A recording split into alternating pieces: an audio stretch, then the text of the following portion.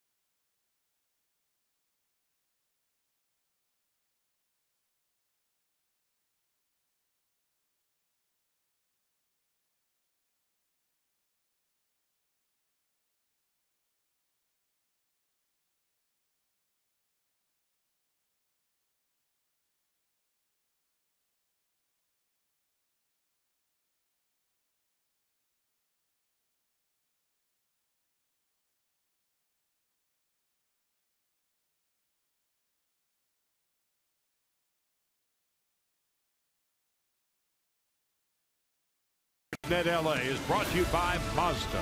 Driving matters.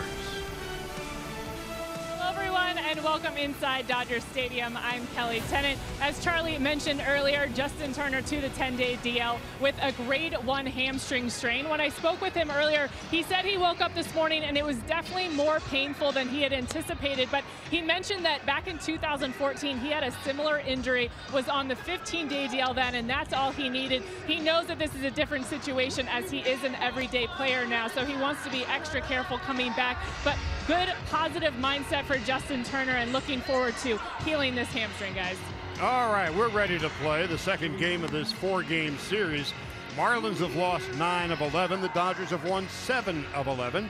And now a look at the Marlins starting lineup brought to you by Honda, beginning with D. Gordon. Christian Yelich, of course, a local product out of Westlake High School, class of 2010. Ozuna, Stanton, Moore, and Real Muto. And then the bottom third, Christian Colon playing but his second game with the Marlins, picked up on waivers earlier in the week. JT Riddle at shortstop, Justin Nicolino pitching and batting ninth. And now the time for the mini Countryman player profile. Well, it's definitely Alex Wood. Player of the week, NL Player of the Week, Alex Wood. You look at his record, 2-0 with the 21 strikeouts and no runs allowed. But outside of that, his other numbers have been tremendous as a starter. When you look at his batting average against this year, it's 187. One other note about Wood and the numbers he's put up so far this year. This is his 9th appearance in his 7th start. He has struck out 48 and given up only 17 fly ball outs. So if he's going well, going to be a lot of ground balls as D. Gordon gets ready to step in. It'll be Gordon, Yelich, and Ozuna. Dodgers begin the night at 24-18, a couple of games behind the Colorado Rockies. The Marlins have really been languishing. They have lost 18 of their last 22 and begin the night 12 games under 500. So here comes the first pitch from Alex Wood in search of his 5th win of the year, and he takes a strike, 0-1. Gordon at 245, no home runs, 5 runs batted in. He has 5 doubles and a couple of triples. The former Dodger awaits the quick working Wood to second base. Taylor throws him out, and we're underway. It's 76 degrees at game time. You couldn't ask for better weather for this Friday night. And right on cue, first out of the game is a ground ball. And as you mentioned, Charlie, when you look at the major league ground ball percentage, Alex Wood ranks 4th in the major leagues as far as ground ball percentage. So Dodger infield defense will be at a premium. Yelich steps in. He's had good success against Wood. Christian Yelich, 6 home runs and 21 runs batted in, hitting .273. Ozuna on deck. 2 balls and no strikes.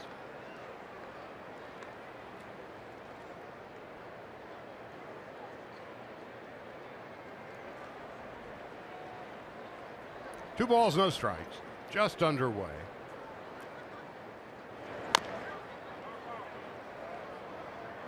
Over at third base tonight is Kike Hernandez. Of course, Justin Turner on the disabled list. They are hoping it'll be about a couple of weeks. With Logan Forsythe, a rehab game tonight and a rehab game tomorrow. When he returns to the Dodgers, the expectation is he'll be spending the balance of time at third until Turner gets back. Yelich down the left field line, well fouled. Well, Dave Roberts touched on it. He said that Logan Forsythe on those rehab is now going to be moving over to third to get some reps over there, because that is what he's anticipating. Because lately he's either been DHing or playing second base in those rehab assignments. Ironic that he went down to, after the broken big toe, he re-aggravated the hamstring. The hamstring. 2-2. And so we expect second base will be split between Chris Taylor and Chase Utley, while Forsythe plays predominantly at third base. There are a lot of plates to spin, a lot of balls to juggle for Dave Roberts. This is game 2 of 33 consecutive games for the Dodgers outside the National League West. Ground ball backhanded nicely by Taylor.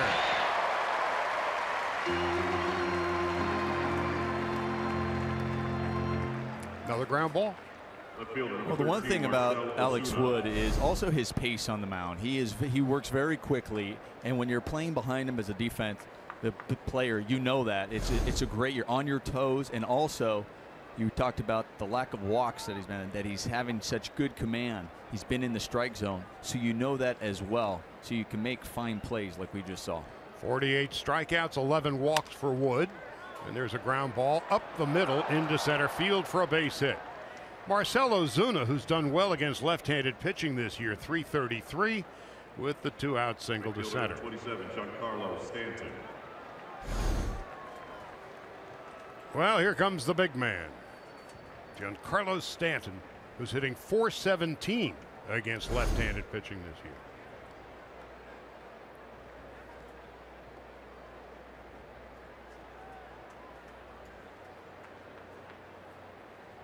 $11 home runs, 27 runs batted in. Another ground ball. This is Taylor throwing high and too high. Well, they're going to have a quick look at that one. They're going to see if Cody Bellinger was able to get that foot down before Giancarlo gets there. First baseman number 41, Justin Bour. Chris Taylor did everything right, just threw that ball, sailed high. I don't know if Cody got that foot down in time. Cody doing what he's supposed to do, even if he has to come off the base and get the ball to make sure it's not an overthrow. And they're still checking, but I have a feeling they're just going to go on. Yep, there's the sign. Dave Roberts is not going to challenge. Play on. And prior to that ground ball, I mean, when you're looking at this lineup for the Marlins, you're going, okay, who are the guys that do not want to have, do I want to face with nobody on base? And it's really the middle of it. Ozuna, Stanton, and now Bour. You don't want any of the, you hope that nobody's on base when you're facing these guys because of the power that they have. And Bour has been a hot hitter. He hit a home run last night. 2 out. Bour on the year, 265. Takes a strike, and it's 0-1.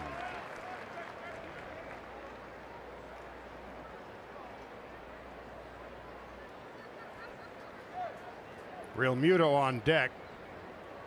And Ozuna single. An error by Taylor. And Chris now about 10 steps on the outfield grass. Bour to center. Eibner makes the play. Brett Eibner just called up this afternoon. Makes a running catch to end the inning. The run's a hit and an error.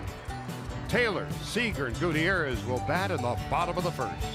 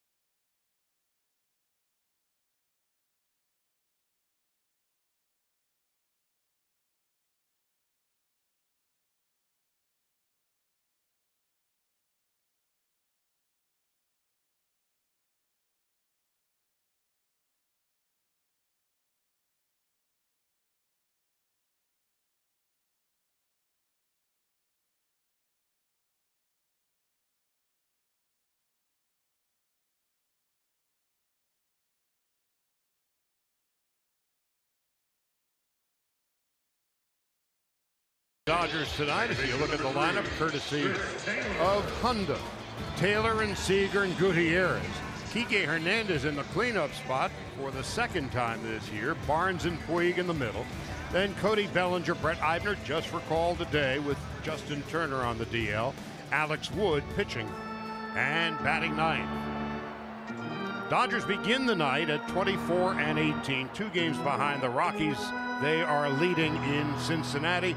Justin Nicolino making the start for the Marlins tonight. And just his second start of the season, as you saw his numbers in his first start against the Braves, going 6 innings and 1 earned run. Comes at you with a fastball, changeup, curveball, and cutter. He will throw the fastball and the cutter to both righties and lefties. And when the curveball, he likes to throw early in the count, usually 0-0 or 0-1. Chris Taylor takes inside, 1 ball, no strikes. Taylor in the leadoff spot for the 4th time this season. He was the 26th man on the 25-man roster when the Dodgers broke camp. He had a great spring. He was terrific at Oklahoma City, and he's brought his A game to the major leagues this year as well. Well, I look at both Chris Taylor, where even Dave Roberts touched on, he goes, that was a tough decision to send him down on opening day. But him fighting to be in the lineup, and then also Alex Wood fighting to be a starter. Well, they're both here tonight and have made big contributions. A strike to Chris Taylor. It's 2 balls and 1 strike. Taylor's hitting .381 against left-handed pitching, .302 against righties. And he's going to be seeing a lot more time over the next several weeks. Bunt up the third baseline that rolls foul.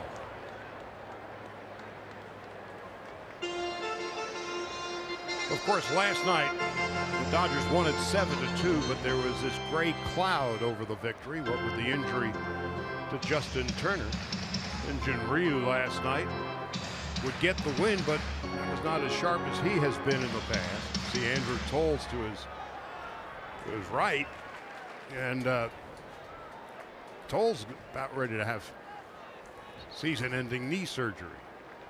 The 2-2. Lined into right field for a base hit. That's going to roll to the corner. That's going to be at least a double for Taylor, and he will hold there.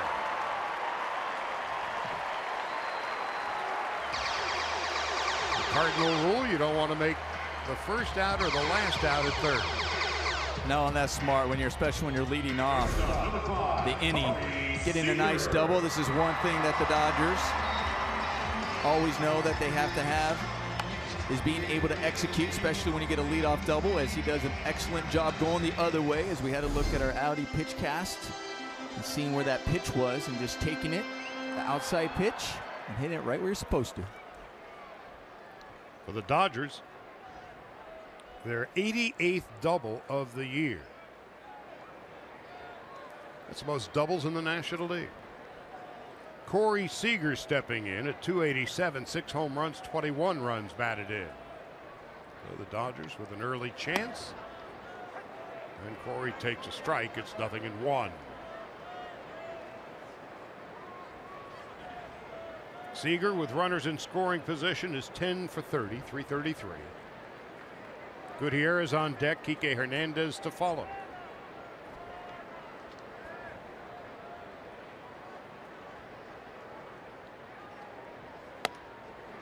One ball, 1 strike. You always want to score early on the opposition, but especially a team like the Marlins that's lost 9 of 11, 18 of 22. They're 3-14 this month. If you can put your foot on their throat early, you can take them out of the game in a hurry. Let's see what the Dodgers can do.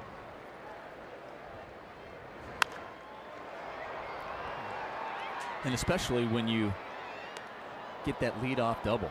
I mean, for the Dodgers, if they're able to execute, whether not only just knock them in, whether it's moving them over, sac fly, whatever it is, but at least score that run, Dodgers are feeling pretty good from an offensive standpoint. But from the flip side, for the Marlins, if they're able to hold them here, especially after the leadoff double, that boosts their confidence.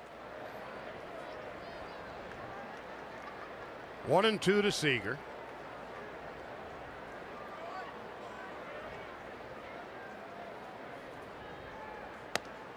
Just outside. Seager hitting just .208 against left-handed pitching.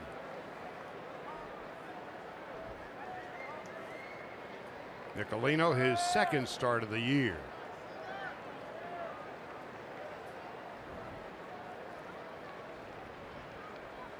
He's 6'3", about 200 pounds.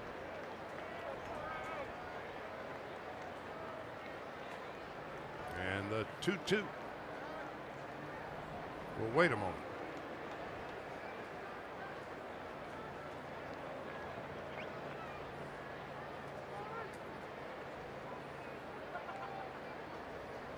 Nicolino came up in the Blue Jay organization and was involved in that big trade back in 2012. To the left side, going to throw to third base, and he's safe. Got in under the tag. Third base umpire Chris Guccione. The Dodgers catch a break. They got first and third and nobody out. Well, they're going to have another look, but I'll tell you, for Chris Taylor, this is the rule of thumb. I mean, base running 101 when you're on second. If it's hit to your right, you usually freeze and stay, especially early. If it's hit to your left, that's when you go to third base. Let's see if he's able to get lucky here. And I don't know. No, I don't know. I don't think he gets in there because his hand is over the foot. So I think they're going to challenge this one. Tim Wallach hangs up the phone, and Mattingly says, thanks, but no thanks. Huh. I was thinking there, it kind of looked like as he slid in there, Taylor's hand was on the foot of Colon as he was placing the tag. But they saw it differently, and it's worked out for the Dodgers. So that's what happens when things are going well for a team and things that happen when they aren't. So the Dodgers catch a break. The Marlins are already against the ropes, and Franklin Gutierrez takes inside. 1 ball, no strikes.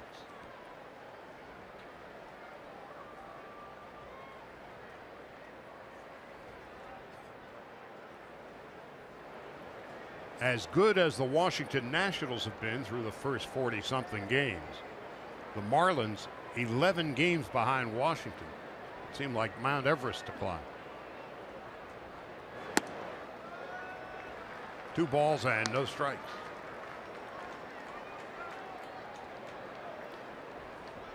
Really good job right there by Franklin Gutierrez. Understanding the situation there. What I mean by that, man on third base, less than 2 outs, you really separate the zone, and you're going to give the bottom half early of the zone. Look for a pitch up, so trying to get that ball to the outfield. No score. Dodgers threatening in the bottom of the first. 2-1.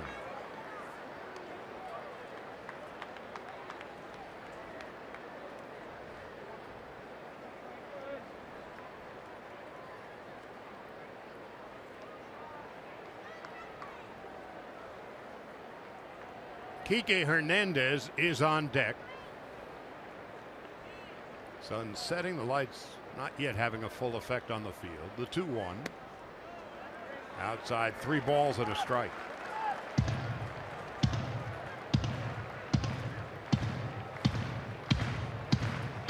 You can do the same thing here as we talked about with that 2-0, where you can try to separate the strike zone, look for that ball up. The one he swung and missed, it started up, it just broke underneath his hands. He can have the same approach. Nicolino had 7 starts at AAA. This is his second big league start, and Gutierrez fouls it back.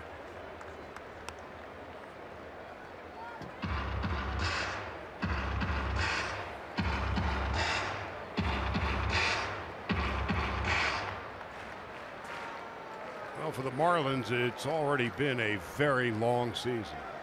They've been beset by injuries. They've won 3 games all month, and they're for sale. Seager back, standing up. Corey's got 2 stolen bases on the year.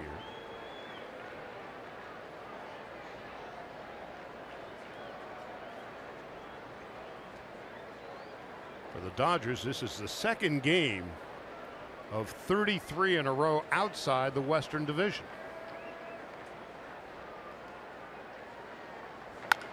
Gutierrez to third, coming home, and Taylor is out at the plate.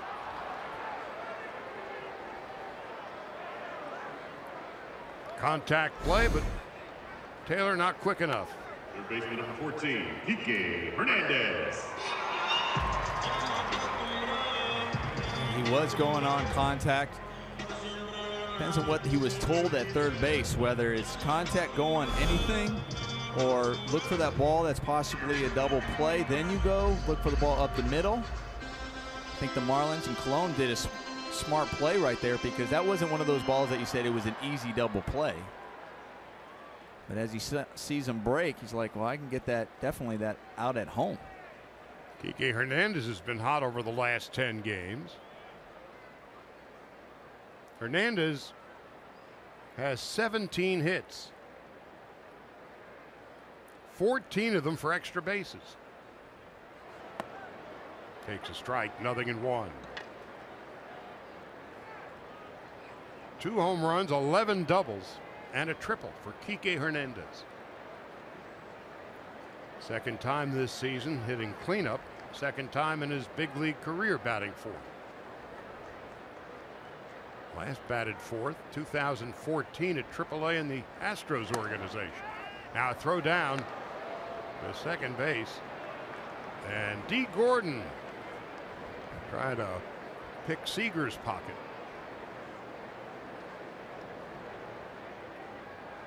That's an old schoolyard play there. Try to throw behind, see if they can get him on a big secondary, and then he acted like he was, ball went in the outfield to see if he can get him off there.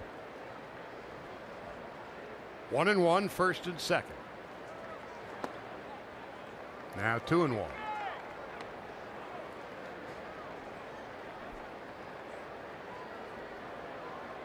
Hernandez on the years at .233.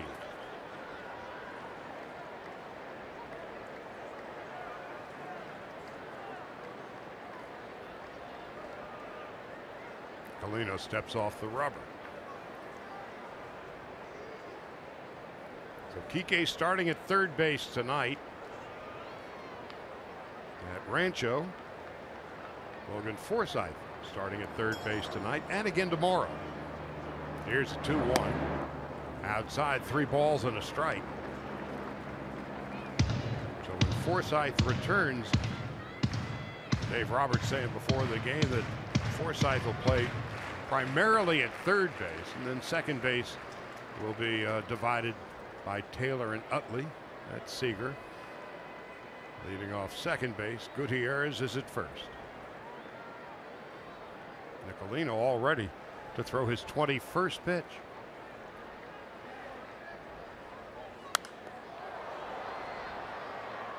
Three balls, 2 strikes to Kike Hernandez.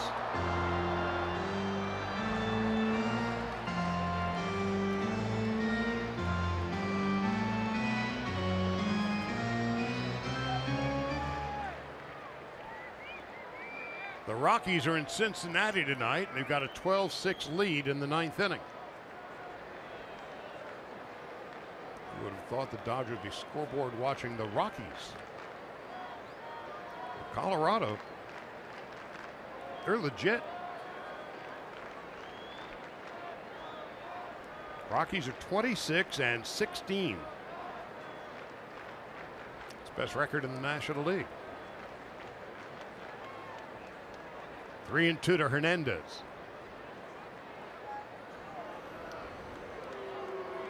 Well, Nicolino's taking his time out there.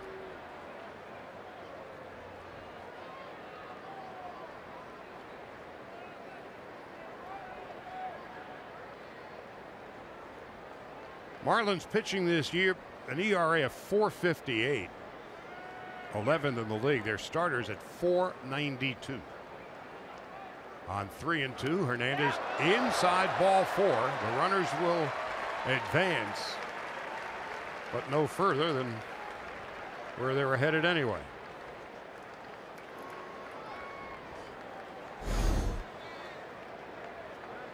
Catcher number 15, Austin Barnes. Nicolino just looks like he spikes this ball. I don't know if he slipped a little bit over there on the mound when he released it. But it's not a wild pitch because it was ball 4. That's Seager. Gutierrez and Kike Hernandez at first base with George Lombard, the first base coach. For the Dodgers, can gain an early advantage here in the first. It's up to Austin Barnes, and he's been hot over the last 10 games. 1 home run, 5 runs batted in on the year.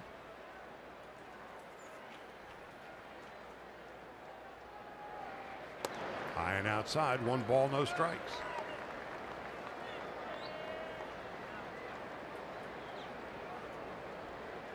"23 pitches, 12 balls and 11 strikes. Thrown by the struggling Nicolino here in the first.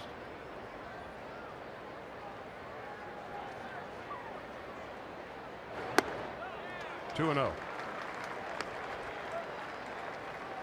And this is the kind of start, a nightmare scenario for the struggling Marlins. And if the Dodgers can put some runs on the board here in the first, they'll be sitting pretty against Don Mattingly in his second season as the manager of the Marlins after 5 years at the helm with the Dodgers.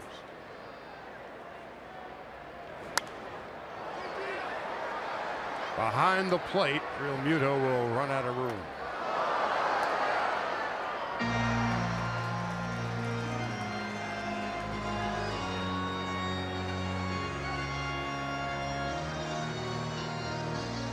Austin Barnes, Riverside native.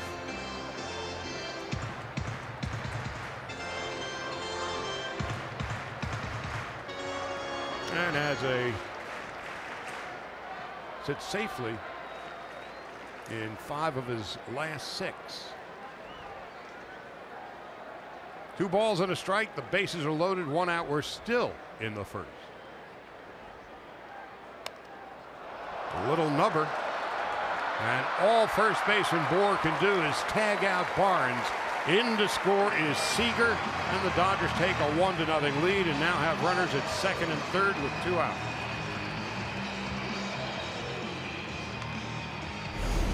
It wasn't pretty, but it was effective. Getting that ball right off the end, hitting in the perfect spot. There's absolutely nothing Justin Bohr could do on that ball. Obviously wanted to come in and see if he could charge it and throw home, but Corey Seager scored easily. And Yasiel Puig, who has been hitting the ball right on the button over the past couple of weeks.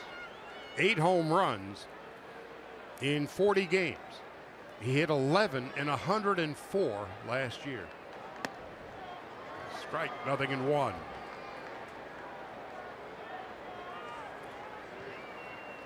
Puig last night, a 441-foot blast into the pavilion in left.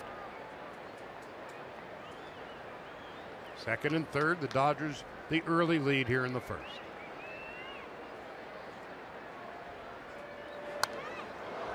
Nothing in 2.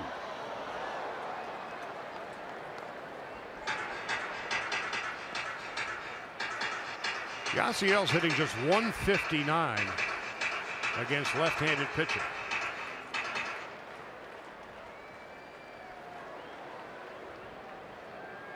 And Nicolino about ready to throw his 29th pitch.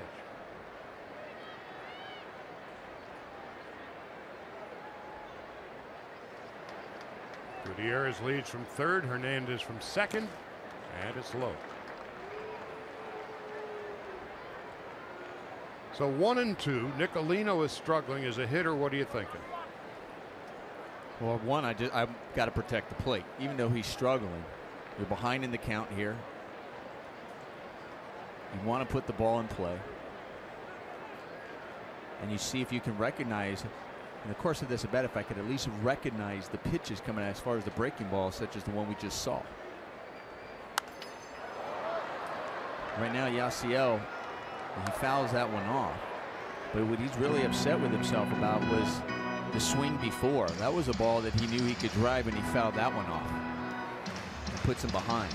And I've said this before, a lot of times people always look at that last maybe strike, if you end up striking out, or that last pitch if you end up rolling over, getting out. and they say, oh, you're not swinging at good pitches, but it's the ones you fouled off before that you have to really go back and look at. On 1-2, just outside.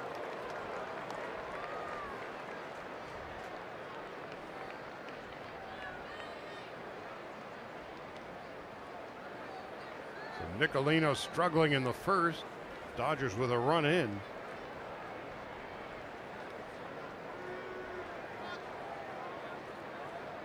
And it's 2-2.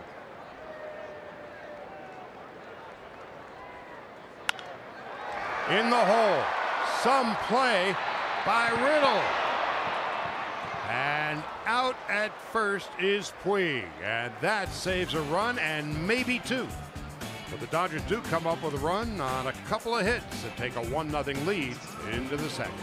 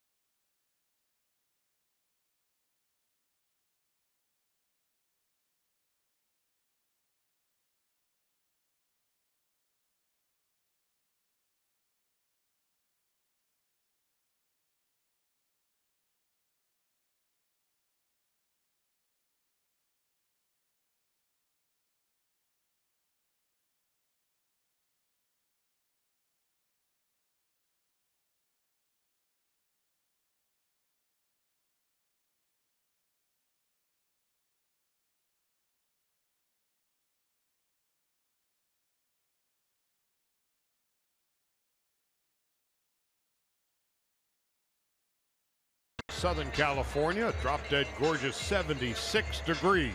It's Friday night fireworks here at Dodger Stadium, and JT Real Muto will be leading it off against Alex Wood, Real Muto, Christian Colon, and JT Riddle.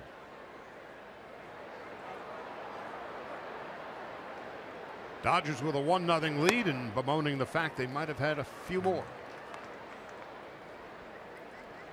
Real Muto has done well against left-handed pitching. 400 this season, 306 overall. 1 ball, 1 strike. As you watch Wood tonight, and this is his 9th appearance and his 7th start, what is he doing this year that's different? Well, one thing, he's always been very deceptive in his delivery. But the velocity in his fastball has averaged a couple miles an hour higher. I think there's some life on that fastball, and he's always, with that deception, has always had that life, but with that extra couple of miles, he's getting a lot more swing and misses on that fastball this year than last year. And also his changeup has been really effective as well. When you look at last year compared to this year, you got the opponent's batting average against is 182 on that changeup as compared to being over 230 last year. And he's mixing his pitches up very well. Confidence in all of them. And he was no certainty to be in the rotation when the Dodgers broke camp. This is his 7th start, his 9th appearance overall. He was perhaps down to he and Stripling and perhaps McCarthy into that mix. But Wood has really emerged. First time in his career he's 4-0. Well, he touched on it even last year where he was working with Rick Honeycutt, found something in his windup, in his mechanics, and also in his delivery, which helped him toward the back end last year. And he was really looking forward to having an off season feeling that way. Did he go around? Nope. So Real Muto a lead-off walk here in the second inning. Christian Colon.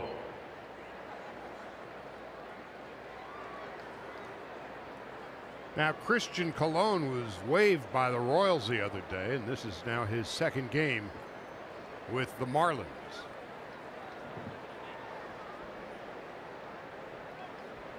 He was 0 for 2 last night.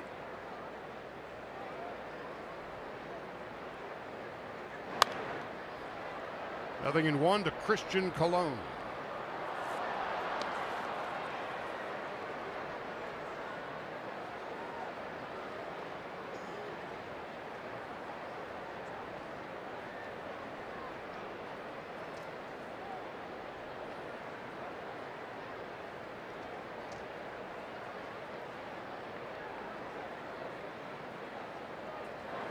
And a ground ball up the middle. Taylor to Seager. What a play and a double play! What a beautiful turn by Seager after the backhanded flip by Taylor.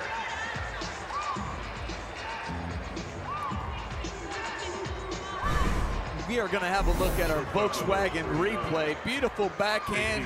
Don't worry about using the hand. Bare hand. We'll let Corey Seager use it. As he turns and throws and completes the double play. Great play by Chris Taylor and good job by Corey. JT Riddle takes a strike. That is nothing in 1. Of course, the among the many issues that have beset the Marlins this year, the injuries. Left side of the infield on the disabled list. Martin Prado at third, Danny Echeverria at short. So instead, now you've got Colon and Riddle filling in their spots. And Riddle spanks a double into the left field corner with 2 out. Riddle's second double.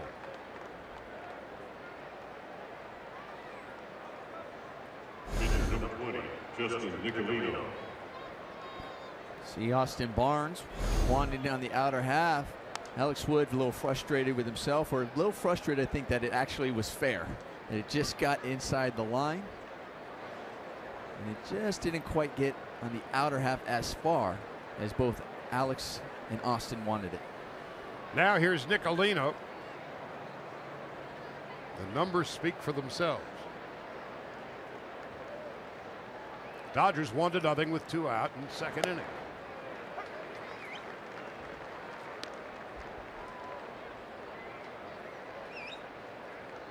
D. Gordon on deck.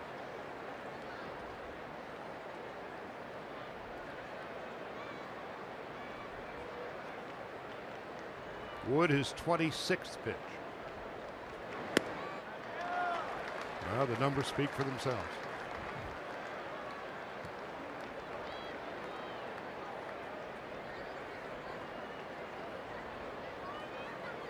Dodgers this year, when scoring first, for what it's worth, are 17-7. And the 0-2.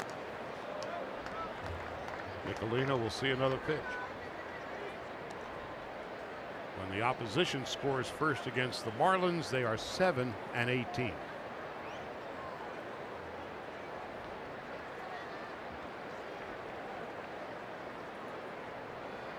Alex Wood now firmly entrenched in the Dodger rotation.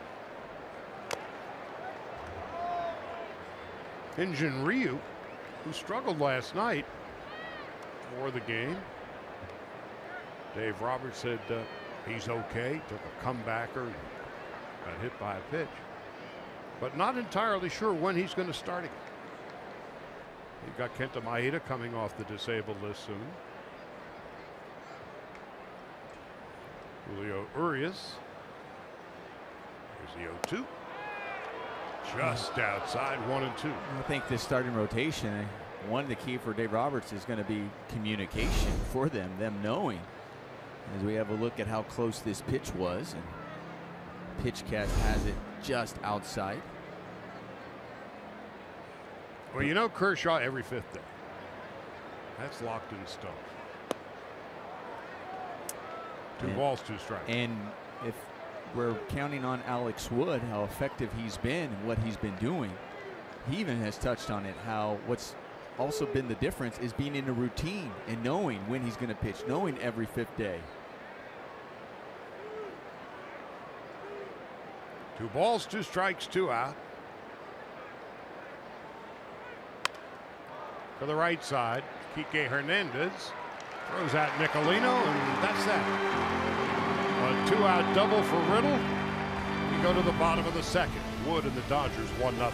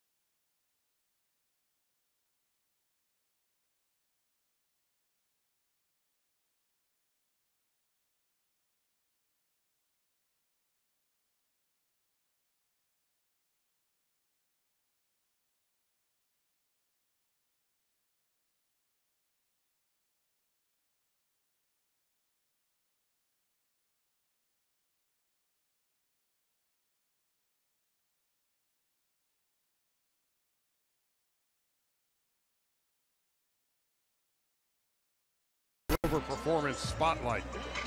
How about Kenley Jansen, who continues to have an astonishing season above and beyond the fact he has struck out 32 and hasn't walked anybody.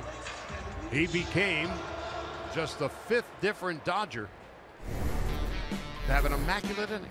9 pitches, 9 strikes, good night. It was pretty incredible just watching him yesterday as he was just pounding the zone, and there was one foul ball. Thinking about the one guy who also be so difficult to strike out is Ichiro Suzuki. You know, he has to face him, and here's that foul ball off him, and then gets him a swing and a miss. I don't think even Kenley getting interviewed afterwards with Kelly Tennant, he didn't realize that he had just done an immaculate inning. And you're thinking about how many and why that's a big deal. That was the 85th Major League history of an immaculate inning. And how about, I mean, it's rare, and yet it's the 4th one this year in baseball. And for Kenley, it was his 4th 4-out save. As Bellinger takes a strike, it's 0-1. Again, about the immaculate inning. Here's the 0-1 to Bellinger. High and away. 1 ball and 1 strike. That was the 79th time in history that there had been an immaculate inning. By way of comparison, there have been 295 no-hitters thrown. So almost 4 times as many no-hitters as immaculate innings. 9 pitches, 9 strikes. So we saw something special last night. The 2-1 to Bellinger. Cody in his 23rd start with the Dodgers. He's at first base tonight. Adrian Gonzalez fresh off the DL. They want to ease him back in.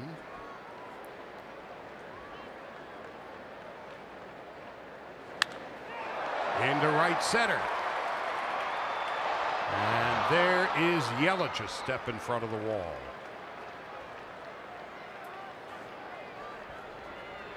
Center fielder, number 50, Brett Eibner. One more note about Kenley. 14 pitches last night, 13 strikes. His numbers have been outstanding, but another impressive thing for Kenley is this year, that was already his 4th save where he's had to get 4 outs as well. And I know he did it a lot last year. Dave Roberts used him in that role a lot. And he loves it. He loves the work. And then he also got in that bat and got a base hit. he talked about that as well, saying, and even Dave Roberts said, yeah, don't get used to that. Wait a minute. He's a lifetime 400 hitter. 2 for 5. Brett Eibner recalled today with Turner on the DL. 1 ball, 1 strike. Brett in 21 games for Oklahoma City at .258, 3 home runs, 10 runs batted in. Hit a home run for the Dodgers on the road last week. And it's 1-2.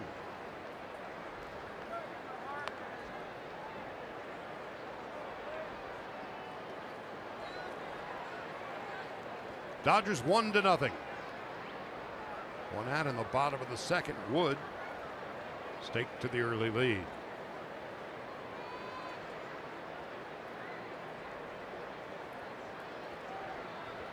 Here's the 1-2. Swung on and missed, strike 3.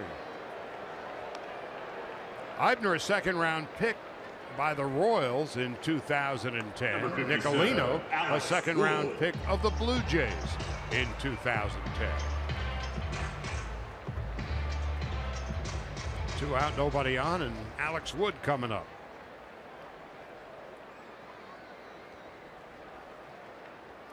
Wood is 1 for 13.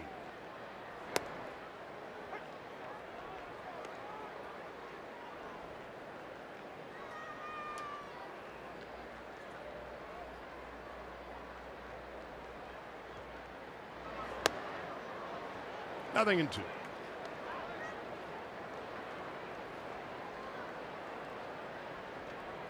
Wood just 26 years of age. Nicolino's 25. And the count is 0-2.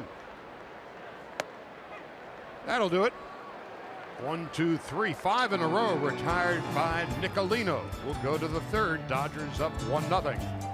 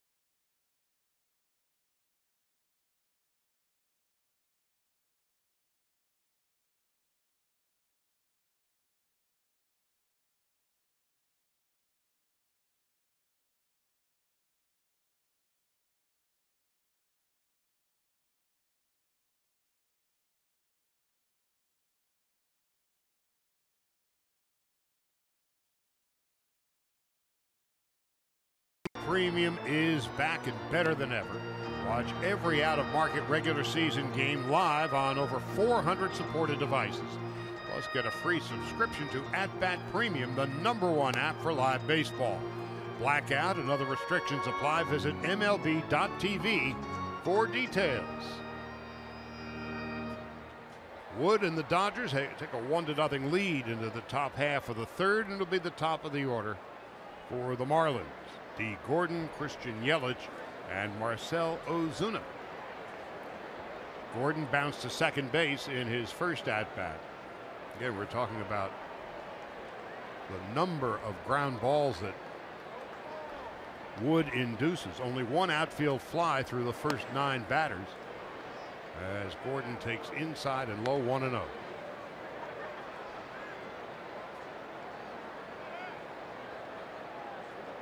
D at 244.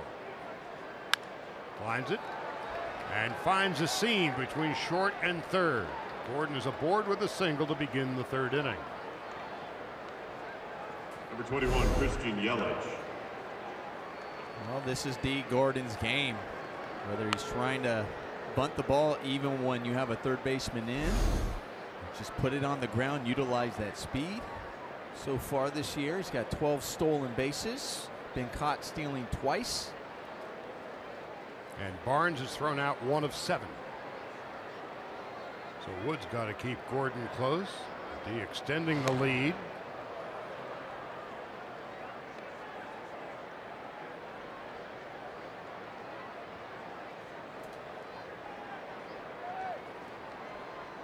Gordon runs about as fast as anybody in the game.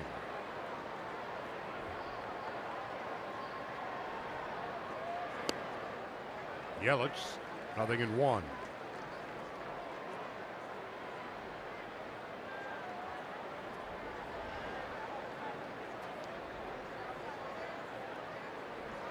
In 2014 with the Dodgers, Gordon stole 64 bases. 0-1.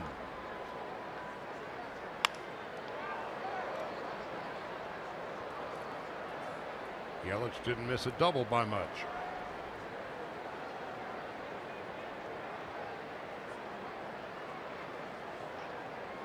Marcell Ozuna is on deck.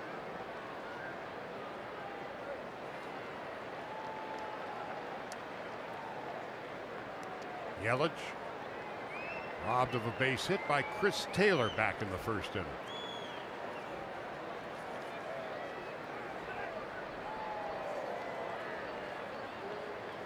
Oh, 2.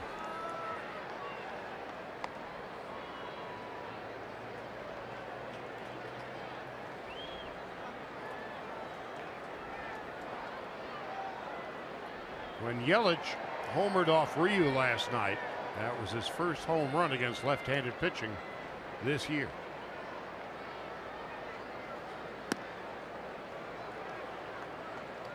One and 2.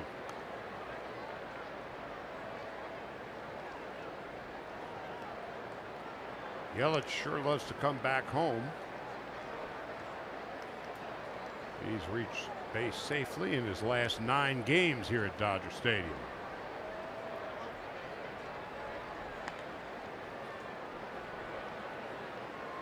One ball and 2 strikes.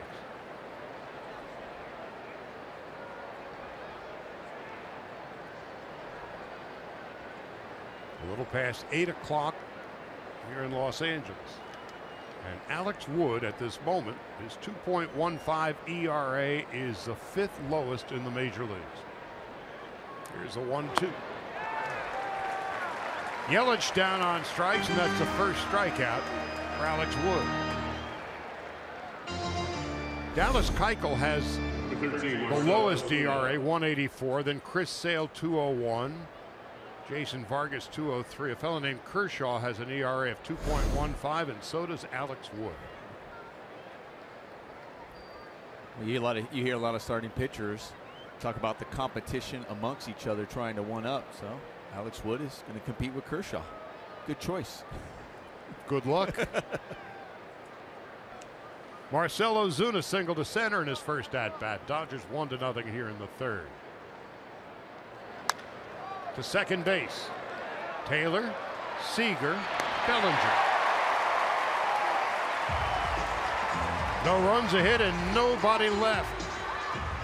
Wood and the Dodgers cruising 1-0 into the bottom of the third.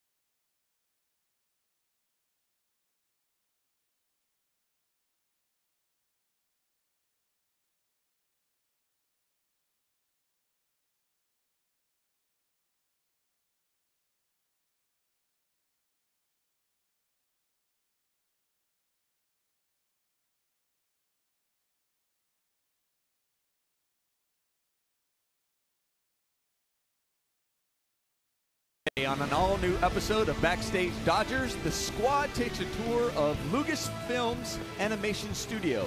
Plus, get an inside look at Aegon's first ever rehab assignment with the Quakes. Don't miss Backstage Dodgers, presented by Hankook Tires, Thursday at 5:30 p.m. on Sportsnet LA. Nicely done. I can read. Georgia Tech. It wasn't just math. All right. Giancarlo Stanton out of Notre Dame High School, out there in right field, watching Chris Taylor lead it off in the bottom half of the third. It's 1 ball, no strikes. Taylor doubled in his first at-bat. And Chris continues his hot hitting.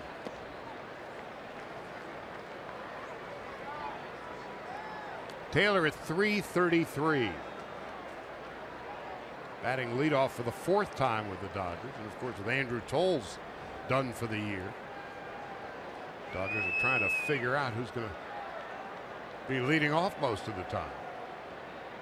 It's been Peterson some, it's been Taylor some. And there's a fly ball well hit to right. Stanton going back at the wall, and it's gone! A home run! Chris Taylor's 5th home run of the year. And the Dodgers take a 2-0 lead.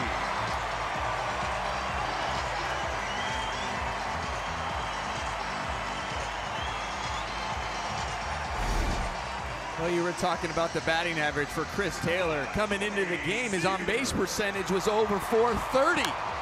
But it's not just about getting on base. He's also supplied some power this year for the Dodgers, and once again showing it off. Opposite field, Dodger Stadium. Sundown, not easy to do.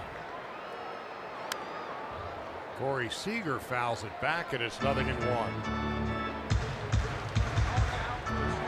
So Chris Taylor, how about his first 4 career home runs in the major leagues? 2 of them were grand slams. And now he's got 5 home runs. And Seager, with an infield hit in his first at-bat, takes outside. 1 ball, 1 strike.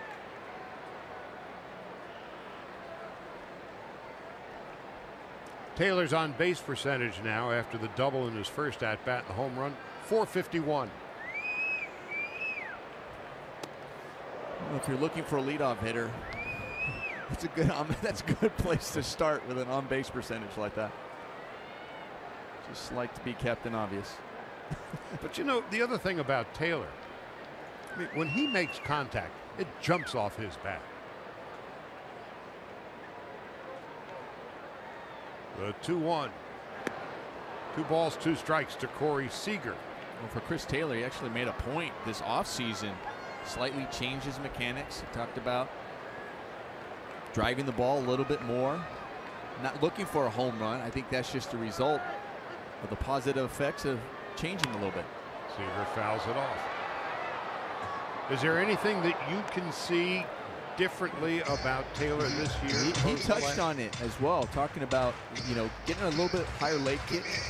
Said watching Justin Turner, and he said, okay, can I incorporate some of what he's doing? And he even talked to Justin Turner a lot about it.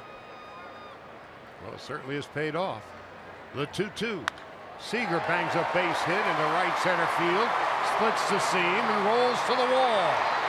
Seager arrives at second base with a stand-up double, his 11th 2-base hit of the year.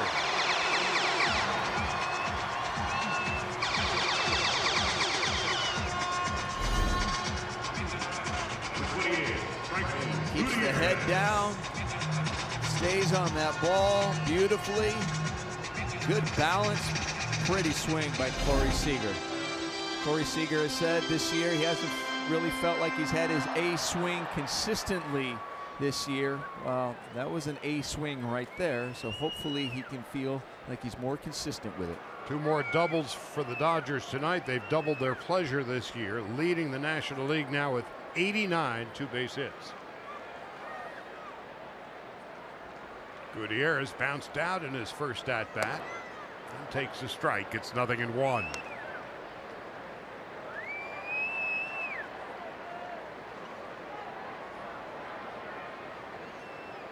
Gutierrez, hired on in the offseason because of his ability to hit left-handers.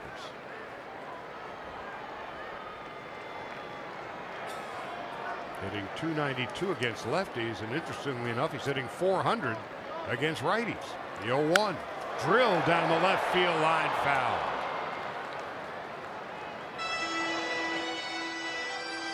He got all of that one.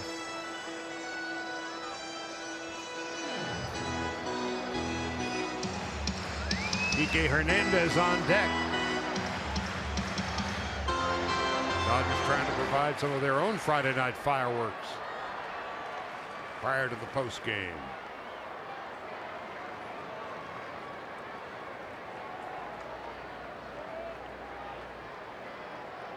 Gutierrez hitting .300.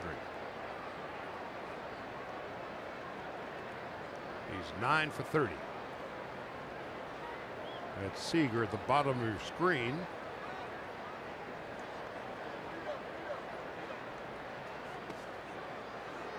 One and two to Gutierrez.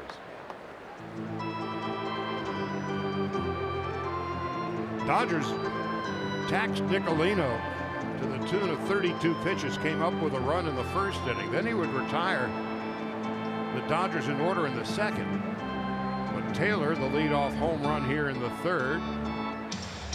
Seager double to right center. And Gutierrez with a loud line drive foul.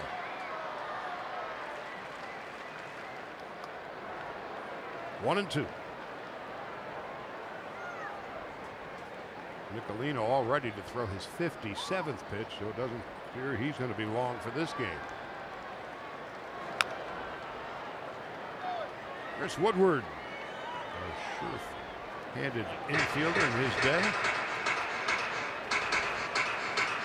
Woody, the third base coach, and George Lombard, the Dodgers first base coach.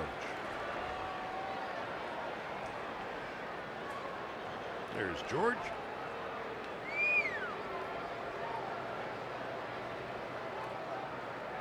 Real Muto was looking up at Gutierrez, wonder if he might be cheating on signs.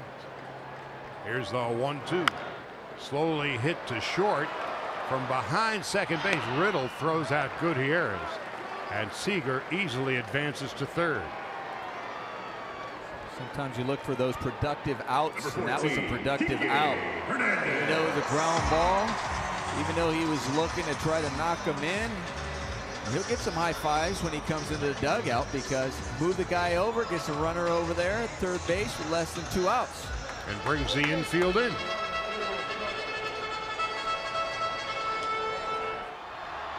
For Kike Hernandez, who walked in his first plate appearance. There's a beach ball out there in center field. Thus the delay.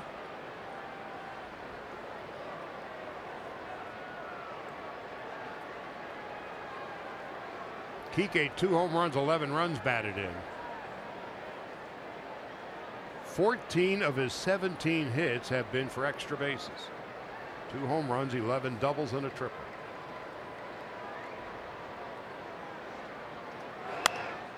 Off to the right and out of play.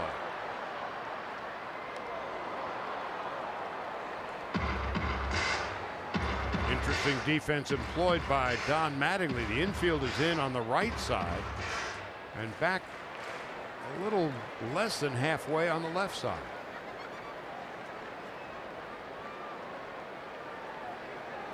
Tim Wallach, of course, Donnie's bench coach, the 0-1. And that depth that you look at the shortstop when you were talking about it, it's almost like a 3 depth that they have over there at shortstop. 1 is normal or playing back. You got your double play depth, and your 3, then 4 is when you're in on the grass and you're playing in. 1-1 to Hernandez. Up the middle into center field for a base hit. An RBI single for Kike Hernandez for the Dodgers, their second run of the third, and they lead it 3-0. And I was going to say, how do you beat a defense that's in like that? And one guy's at 3 depth, just take it back up the middle and hit it back as we take a look at our Carl's Jr. cam replay. As The effort by D. Gordon trying to knock that ball down, but right through the legs of Nicolino. Great job by Kike. Take that right back up the middle. Nice RBI. Seager has scored 2 of the 3 Dodger runs. RBIs tonight for Taylor, Hernandez, and Barnes.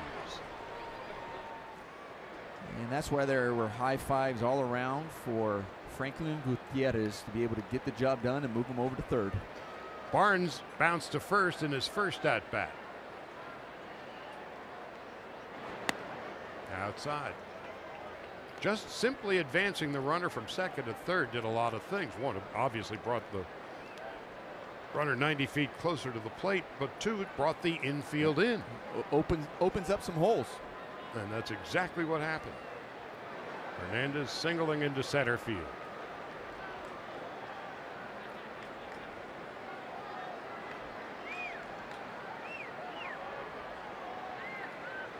You know, that ball that Kike hit, if D. Gordon was lined up the same but was just playing back, say in that one depth that I was talking about, he makes that play. He gets to that ball. Now, still the RBI would come in, the run would score, but it wouldn't be a base hit, or there's a chance of him throwing him out at first.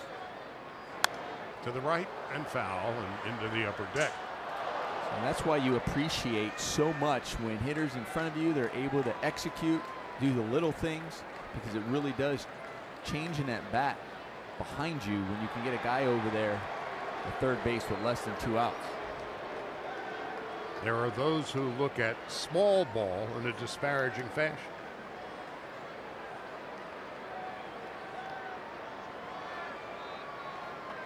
Some would call that small ball. I call it baseball. That's what you're supposed to do. You're buying 90 feet of real estate. And at what cost? 1-1. Barnes takes high and in. Puig on deck. Ellinger to follow. Again, we were talking earlier about a Marlins team that's really been dispirited. They've won only 3 games out of 17 this month. Jump on them early and keep them down. 3-0 Dodgers. And 2-2 to Austin Barnes. Well, the Dodgers so far in this game have 5 hits. 3 of those 5 hits have come with 2 strikes. Austin Barnes finds himself with 2 strikes and wants to see if he can add to that total. And 4 of the first 5 hits from the first 2 batters. Yeah. Prior to that base hit by Kike Hernandez, it was 3 of 4, and the only other one was a 2-0 count to Chris Taylor that he hit over the wall. 3-0 Dodgers. Barnes rounds it past Chris Woodward.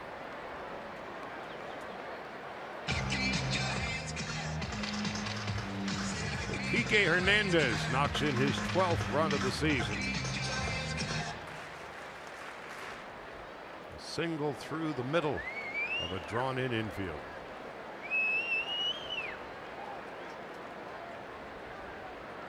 Remember, last year the Marlins beat the Dodgers 6 out of 7. To third, Colon, Gordon, and a double play. So Barnes bounces in for the 5-4-3 double play, but Chris Taylor continues his hot hitting with the Dodgers. He's hitting .342, and that was his 5th home run of the year.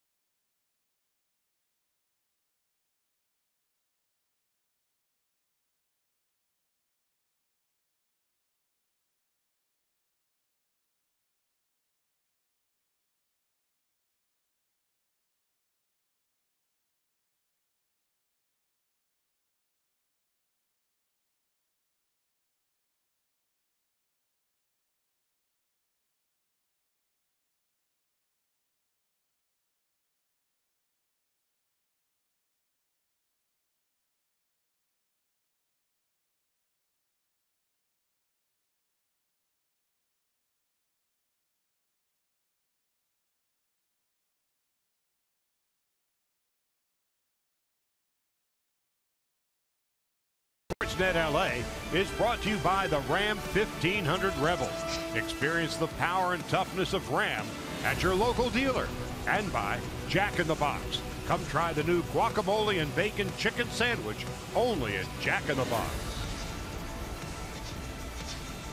With 2 runs in the bottom half of the third, has the Marlins bubble already burst? 3-0 as we go to the 4th.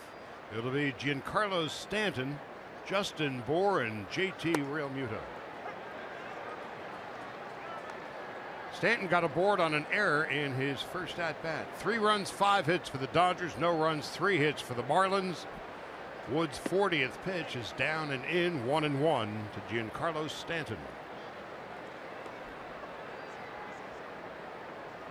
Wood has struck out 1. He's walked 1. And there has been 1 outfield fly. Missing outside, 2-1.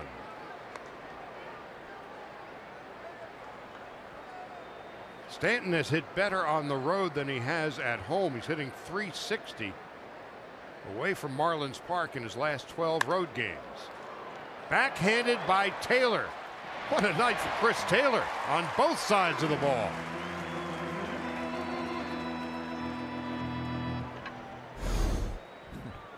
Justin Bour. Watching Chris Taylor today making some great plays. It's hard to believe you mentioned about Giancarlo Stanton getting on an error, and that error was actually by Chris Taylor in his prior at bat. But Chris Taylor has made up for that error. He's atoned for that error, not only defensively but offensively as well. A nice home run to right field.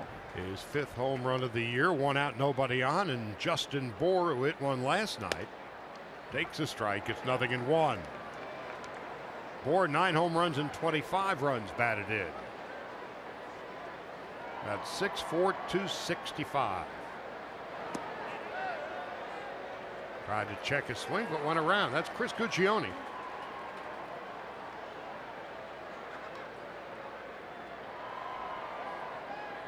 Bour doesn't like it, and he's complaining to Carlos Torres, the home plate umpire. Torres, in his first full big league season, he's also the first major league umpire from Venezuela. The 0-2 swung on and missed, strike 3. For Wood, his 2nd strikeout of the game, 2 out and nobody on. Well, after he was frustrated on the call before, you just climbed the ladder with a fastball.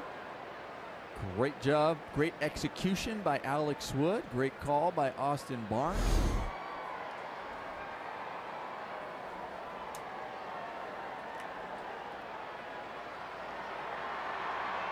Wood has pitched economically. 12 in the first, 19 pitches in the second, just 7 in the third. And this is his 8th in the 4th, and it's inside. 1 ball, no strikes to JT Realmuto, who walked in his first at bat.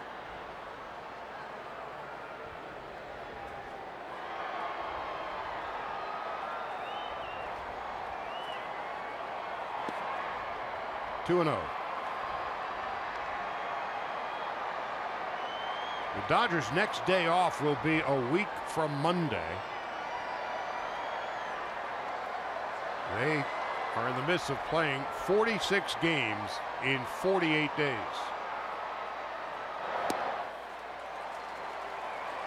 Realmuto swings and misses, and it's 2-1.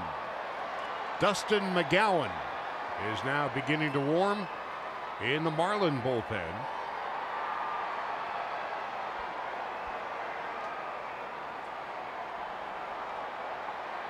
Wood on 2-1 to Realmuto, a 400 hitter against left-handed pitching. He fouls it off.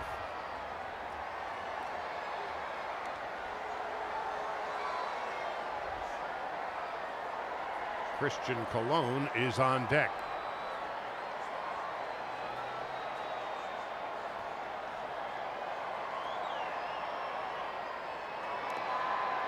Now 3-2 to Realmuto.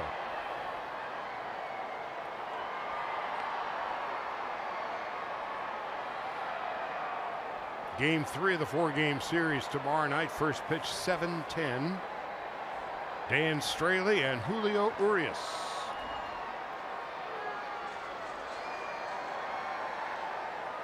Time called just before Wood unleashes the pitch.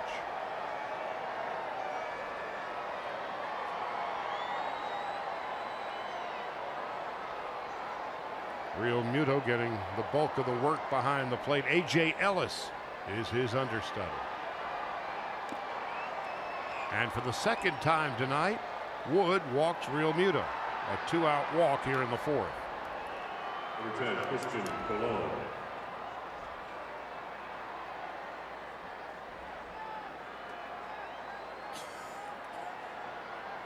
A week ago, Christian Colon was employed by the Kansas City Royals, and he was put on waivers. Marlins picked him up. The Marlins need as much help as they can get on the left side of the infield. And so Colon playing in his second game.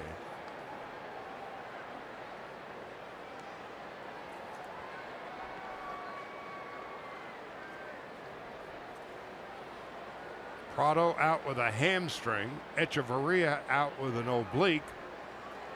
And Miguel Rojas, the former Dodger, out with a right thumb fracture. And a call strike.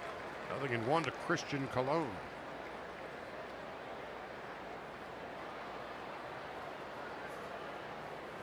So pretty much from the Marlins' point of view, everything that can go wrong has. They're not hitting much, they're not pitching much, and they've been bitten by the injury bug. Here's the 0-1. No balls and 2 strikes to Christian Colon. And when you look at this lineup, I mean, it is a pretty solid lineup. When you actually look at the names, and you have D. Gordon as your leadoff hitter, Christian Yelich, who's the sweet swinging lefty, Ozuna, Stanton, and Bohr, power, Real Muto, you mentioned. Right now, his ranks came in today ranking first in the NL as far as road games. Swung on and missed, strike 3. Wood, third strikeout of the game, the second of the fourth, and after 3.5 innings, Dodgers lead it 3-0.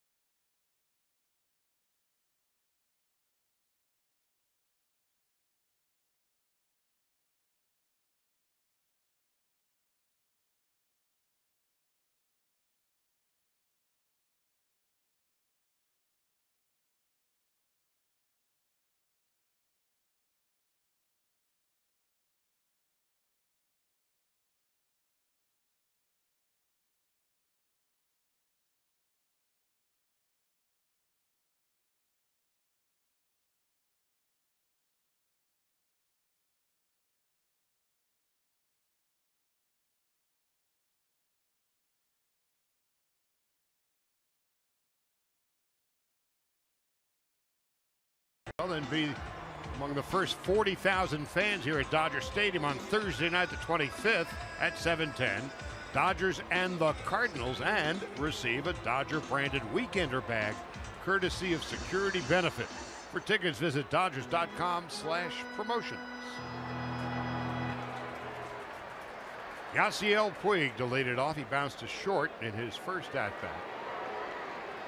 Leads the Dodgers with 8 home runs and 24 runs batted in. And he takes the ball under the knees. 1 ball, no strikes.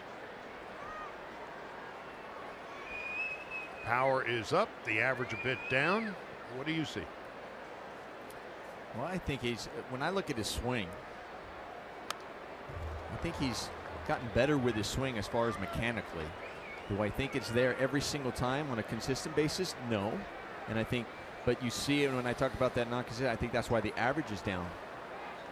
but it's showing signs of life. And when it is there, he squares the ball up and hits it a long way. 2 balls and a strike.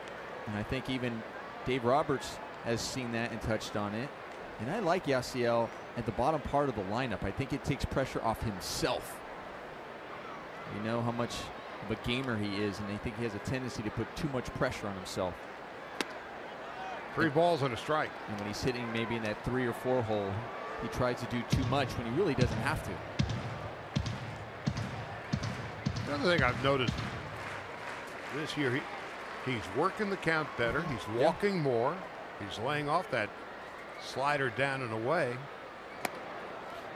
He's also, you know, he's also come off the plate a little bit more too. He's not as on the plate, and sometimes what that does is, you know, it's that pitch down and away that you have a tendency to swing at. By being off of it, it looks too far, so you just lay off of it and let it go. And they're going to go look at him. It was when he took a check swing in the middle of that bat, and we've seen Yasiel at times kind of take a swing and kind of go, did he hurt something? But this one was a little bit different. This one they definitely have to come have a look and make sure he didn't tweak anything on his side. Nate Lucero, the Dodger trainer, talking with Yasiel. Let's have a look-see.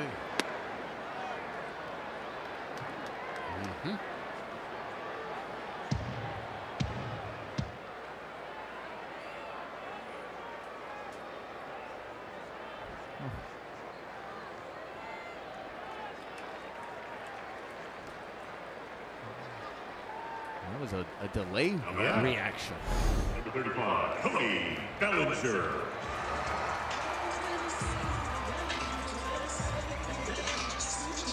Well, Weig's going to have to grit his teeth and bear it. Bellinger flied to center in his first at-bat. And for Cody, his 23rd big league game. Dodgers 3-0, beginning the bottom of the 4th, and Puig back standing up.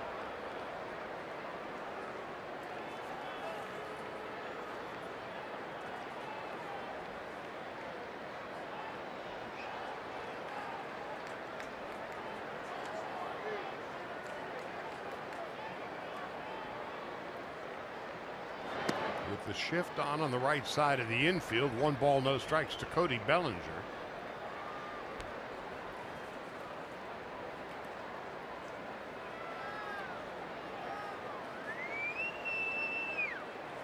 Among the rookies in the National League, and remember, Bellinger, this is just his 23rd game. 2nd in the league in hitting, 3rd in home runs, 1st in RBIs, and 1st in runs scored. Wide to a perfectly positioned J.T. Riddle. Hit it right on the button, but the shift paid off. Number 50, Brett Eibner. As a hitter, you are just so angry because you do everything absolutely right. That's what's tough about this game. You do everything right. You hit it right on the money. You take it right back up the middle, and you can still be out. There are 8 guys in front of you trying to keep you from getting on base. And Riddle did just that as Brett Eibner stepped in, having struck out in his first at-bat. Well hit to left center field. On its way, and there it goes. Brett Eibner's 2nd home run of the season for the Dodgers. A 2-run shot, and the Dodgers now lead it 5-0. When the Dodgers put Turner on the shelf, Eibner comes up from Oklahoma City and hits one out. Brett Eibner, for his short time so far up here with the Dodgers, being called up a few times this year, coming into the game, batting .300. He had a big home run over there in Colorado on the road trip. That was a nice swing there, driving and showing off the power. For the Dodgers, their 44th home run of the season, And the Dodgers lead it 5-0. See, we saw Yasiel Puig when he grabbed his back a little bit on that check swing. The Dodgers right now, Dave Roberts, he might look at this, and even if they are thinking about possibly maybe if they bring in a righty out of the bullpen, or maybe give Yasiel, maybe change it up, maybe put Jock Peterson in the outfield just to make sure that he's okay, that it could possibly be just a spasm and doesn't want to get it worse. And with a 5-run lead, that might well go into Roberts' thinking. Third strikeout for Nicolino. 2 out here in the 4th. And here's Chris Taylor. Every time we look around, Chris Taylor's doing something. You were asking me too about his swing. I think Chris Taylor's also done a great job just staying back and trusting his hands, staying inside the ball and driving it to right field. His double today was to right field, a home run to right field. And the 0-1 is inside and high. 1 ball, 1 strike. As hitters, oftentimes we think our power is only and always should be to the pull side. But when you have confidence that you even have power to the opposite field, it makes you a very tough hitter. 1 ball, 2 strikes to Chris Taylor, who's hitting .342 with a .451 on base percentage.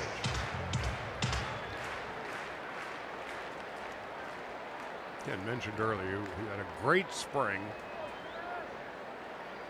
Did everything they asked him to do at Oklahoma City, and his game has really flourished since coming up.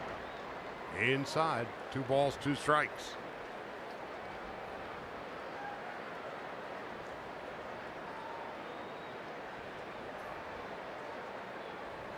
And Brett Eibner with the home run tonight. Taylor and Eibner providing the muscle.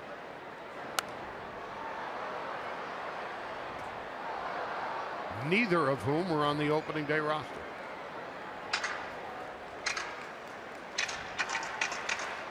Eibner had a relatively early exit. And in the case of Chris Taylor, he was the last man standing when the music stopped.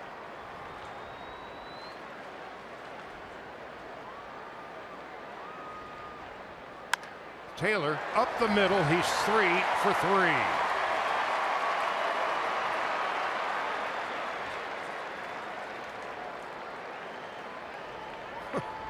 Shortstop Corey Seager.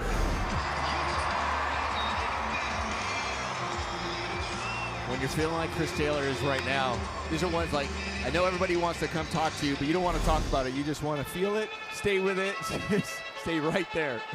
It's like a pitcher is pitching a no-hitter. Right. Don't talk to me. Exactly. Now Seager, who's 2 for 2. Dodgers 5-0 with 2 out in the bottom of the 4th. And to short, Riddle will take it by himself, and Taylor hustling all the way out by a half a step. Brett Eibner, his 2nd home run with the Dodgers, and they lead by a big fat 5.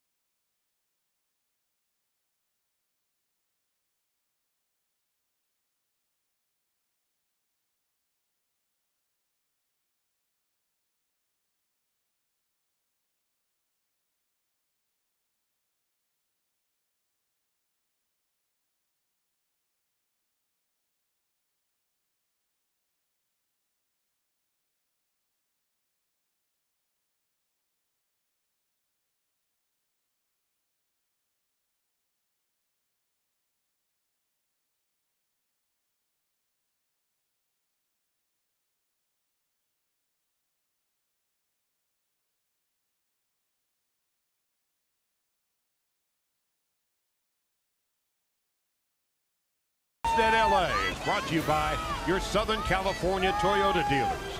Toyota time is going on right now. Get incredible deals on a fuel-efficient RAV4 hybrid. Well, the Dodgers make a change. You saw in the bottom half of the fourth, Puig, after checking a swing, held his back. So Eibner moves from center field to right field. And Puig next to Turner Ward, Jock Peterson in center, and J.T. Riddle takes a strike to begin the fifth. The extent of the injury, we have no idea. But again, with a 5-run lead, and we're what, 43 games into the season. Why risk it, especially now with Justin Turner on the DL for at least a couple of weeks? Yeah, I think that home run by Eibner and made it 5-0 made the decision easier for Dave Roberts. Just had a look at Andrew Tolles, who's facing season-ending knee surgery. Riddle doubled in his first at-bat, and he's down on strikes. Fourth strikeout of the game for Wood, who is picking up where he left off in his last 2 starts. Well, like fine wine, huh? This is a guy who will end up in the Hall of Fame on either side of the Pacific. He wants to play till he's 50. And as it turns out, he's not that far from there, but 1 pitch, 2 out. Well, he doesn't seem to age all that much. He's so always stretching. He's so agile. Takes care of his body. And he's one of those guys like Wade Boggs. If he wanted to hit for more power, he could. You watch him in batting practice. But they sacrifice their power for their batting average and their ability to get on base. 2 out, D. Gordon.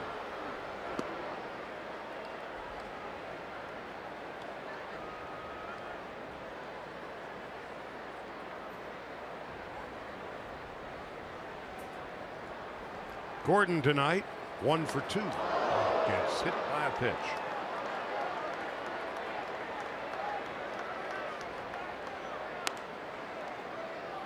You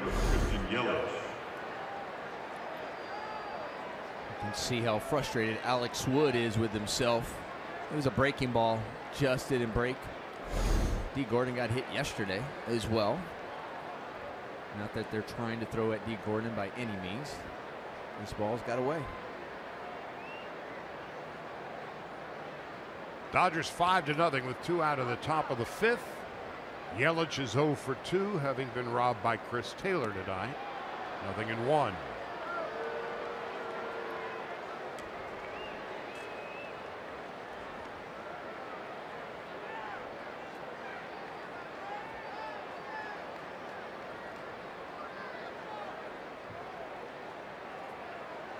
Talking about Ichiro. He'll be 44 in October.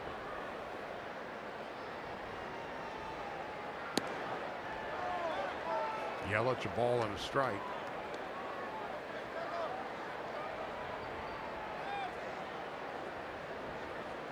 .353 lifetime hitter in Japan, .313 lifetime hitter here. Came to the Mariners in 2001, and to the Yankees, and now the Marlins. Ichiro, one of those guys where no second name required.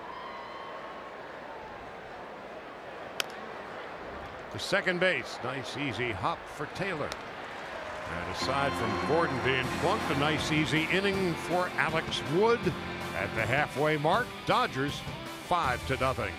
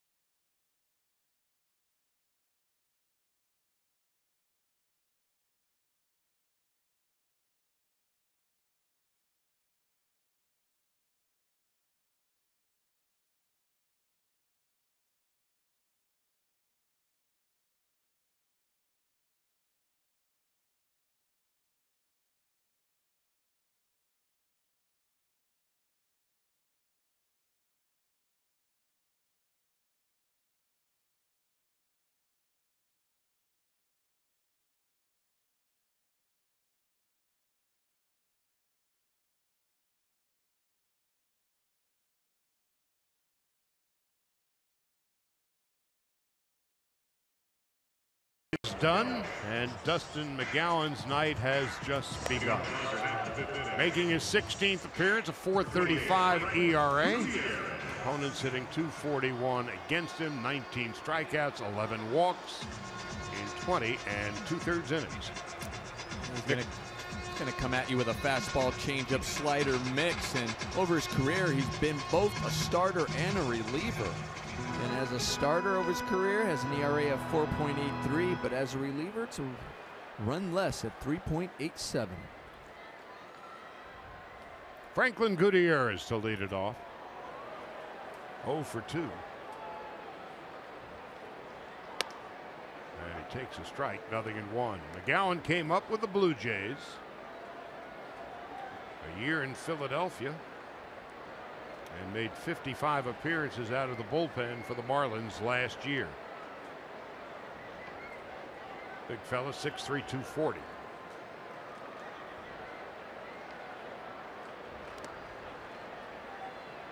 One ball, one strike.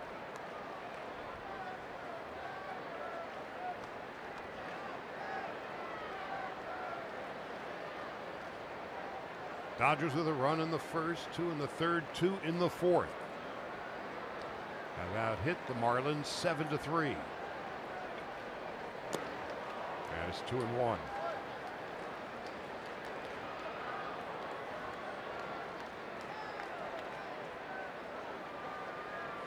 On the Dodger report card about the only blemish tonight, Puig comes out of the game. His lower back after checking a swing. And a comebacker, McGowan leaps and gets it. And Gutierrez is retired.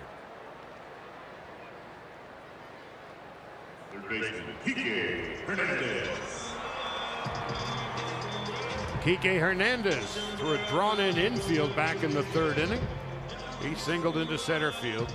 Justin Turner placed on the disabled list today. Dodgers don't think that hamstring is as bad as they first feared. Hernandez takes a strike, 0-1. Dodgers are thinking, feeling, optimistically or otherwise, it's only going to be a couple of weeks for Turner. In the hole, backhanded stab by Riddle. The throw to first, a spectacular play, robbing Hernandez of a base hit. That's the second fine play we've seen by Riddle, robbing a Dodger of a base hit.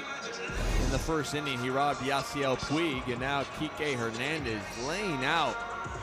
He's got a strong arm over there at shortstop. Just to get to it. Pop to his feet, make the throw, and Dustin McGowan says thank you very much. Austin Barnes with 2 out, nobody on in the bottom of the 5th.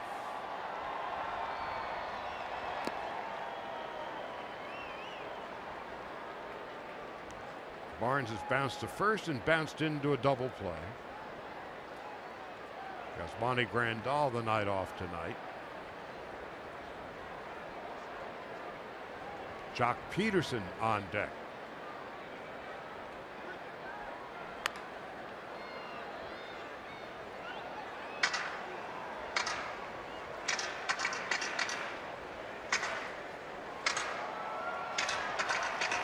Barnes at 255.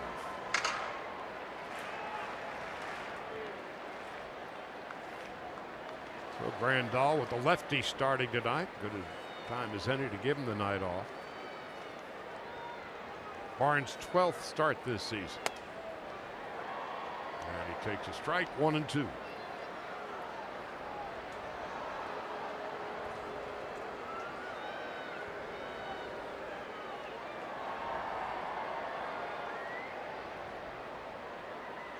One and two, 2 out. 2-2.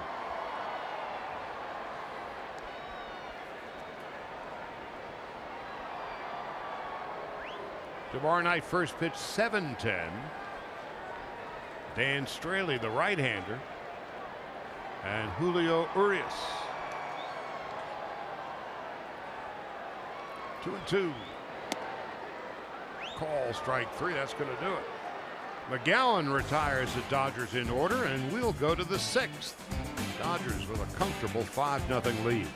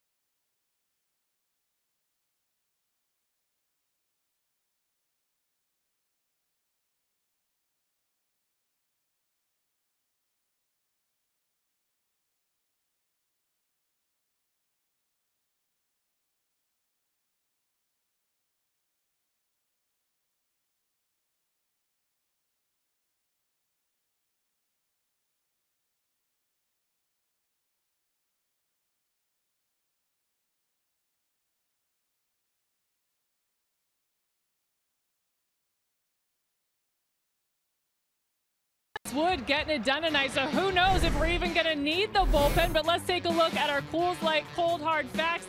They got the work done last night, pitching 3 2/3 innings.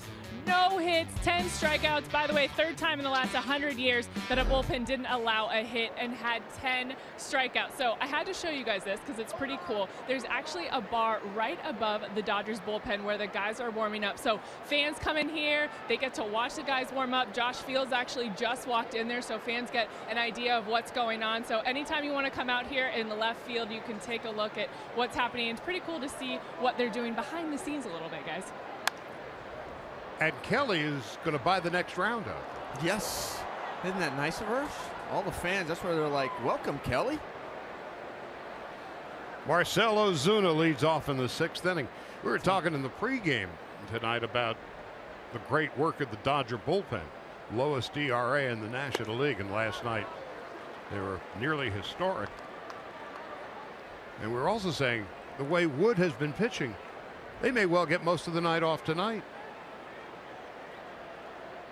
Wood to this point has struck out 4, walked 2, scattered 3 hits. Ozuna fouls it back to the screen.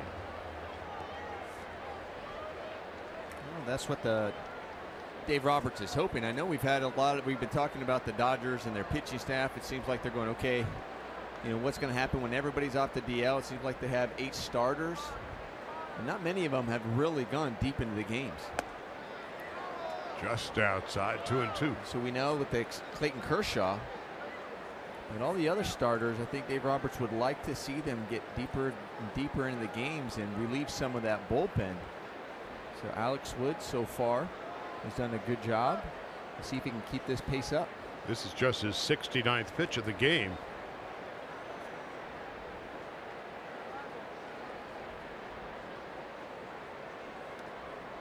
Now the 2-2. Watch out.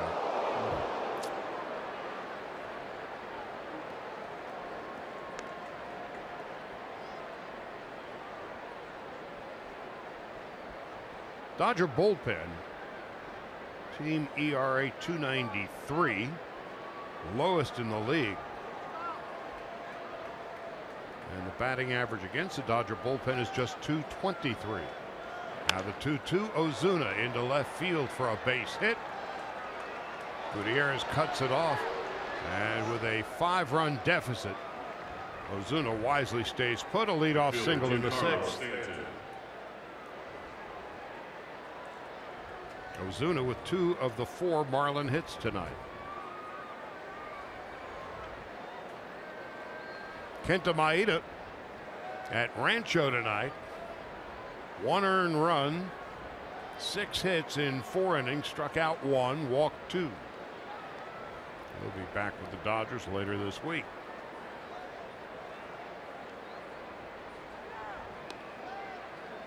Now Stanton. 0 for 2. Got a board on an error by Chris Taylor, and then promptly got robbed by Chris Taylor in his next at-bat. 1 ball, no strikes to Stanton. Well, with that leadoff single, and we talked about Alex Wood coming into today with his ground ball rate at 63%. We're thinking not too bad, possible double play.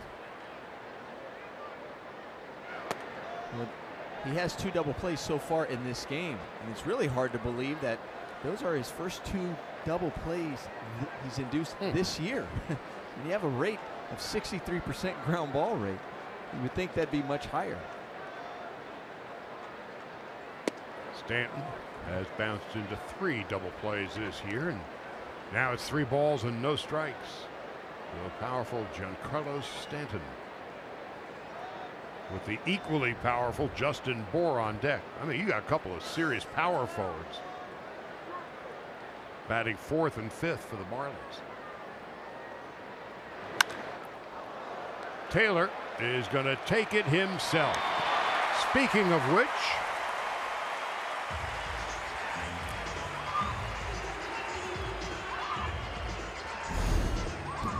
like I mentioned, when you look at the numbers and you look at all the ground balls that Alex Wood has induced this year, and then to think, okay, his 3rd double play of the game, and going, oh no, those are the only 3.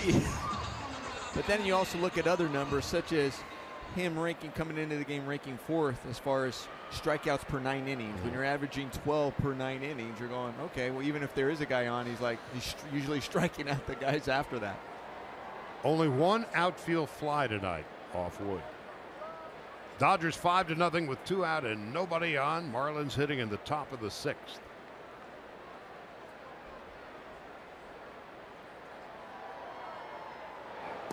Bour, 0-1. Well,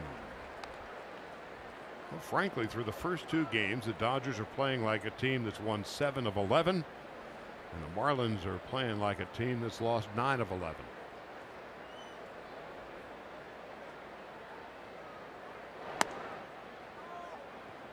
One ball, 1 strike.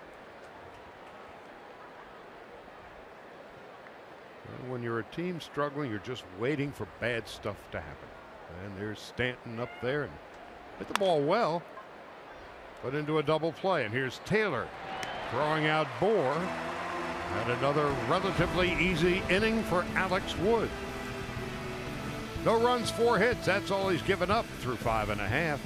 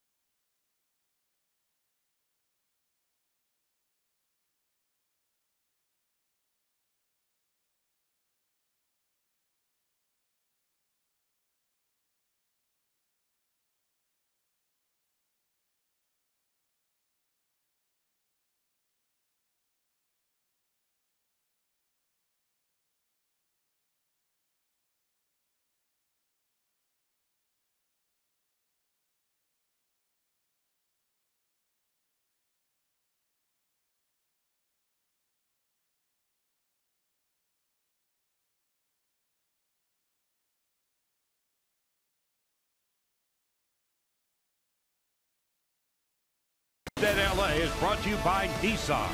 Choose Nissan today for great offers on our most exciting lineup ever. Shop ChooseNissan.com. And by Carl's Jr., the baby back rib burger only at Carl's Jr. As we head to the bottom half of the 6th inning, Jock Peterson, his first at-bat of the night. He came in after Yasiel Puig pulled something in his lower back. So it's going to be Peterson, Bellinger, and Eibner. Jock, a slow start. Knocked in 5 of those 10 runs on opening day. Takes inside, 1 ball, no strikes, a sac fly, and a grand slam. Dodgers with 3 grand slam home runs this season. Dustin McGowan, his 2nd inning of relief. Peterson takes inside, and they've got the shift on for Jock. Most teams do. D. Gordon in short right field. Only Christian Colon on the left side of the Marlin infield, and the outfield plays Peterson to pull as well.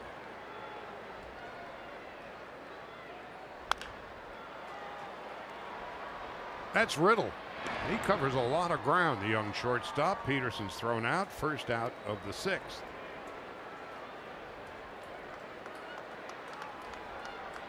First baseman, Cody Bellinger. Mattingly will stay with the shift for Cody Bellinger.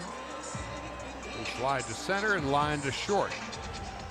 McGowan has retired all 4 Dodger hitters that he has faced. Bellinger, 7 home runs, 21 runs batted in. Takes low, 1 ball, no strikes.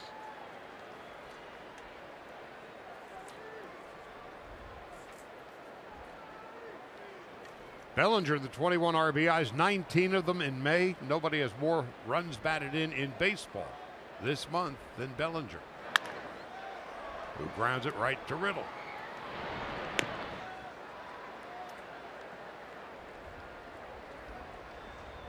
Now a look at the Arco top-tier play of the game.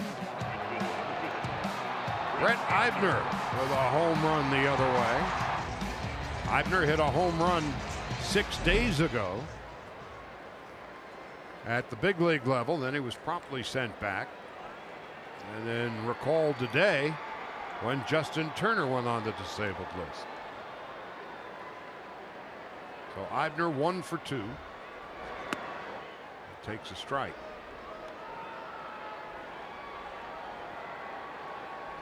Eibner started in center, but then when Puig had to come out of the game, he moved to right, and Peterson was inserted into center field.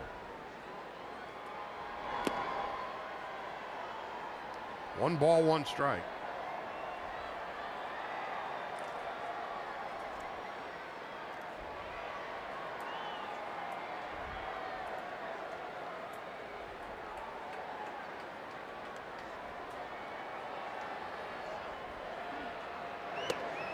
One ball, 2 strikes to Brett Eibner.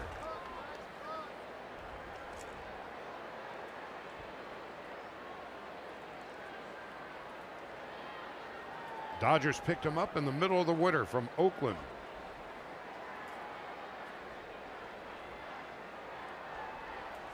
One and 2. High and away, 2 balls and 2 strikes. Eibner, born in San Diego, lives in Florida.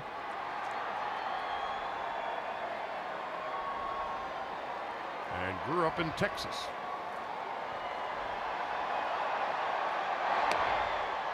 Call strike 3, and the inning is over. So McGowan has restored some order to the Marlins. He's retired all 6 Dodgers he's faced. But we go to the 7th. Dodgers up 5-0. All right, it's time for Strike Zone, presented by Farmer John.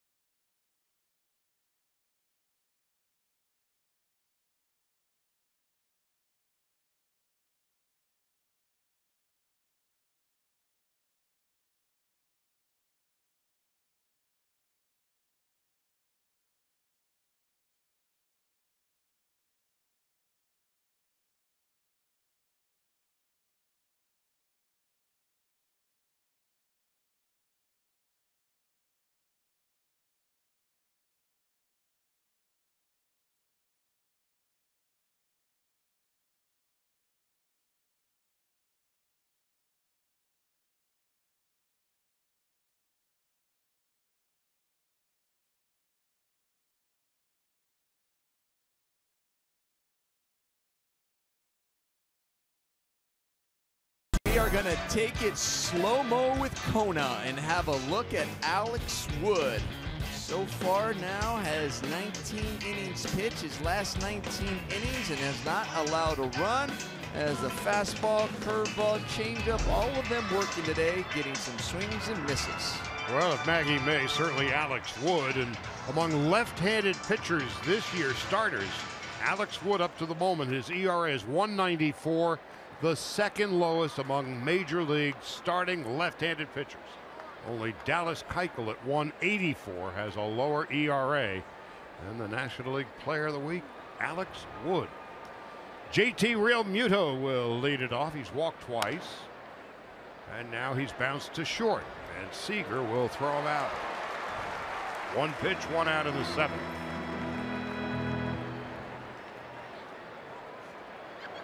So Alex Wood, Player of the Week last week, and just picking up where he left off.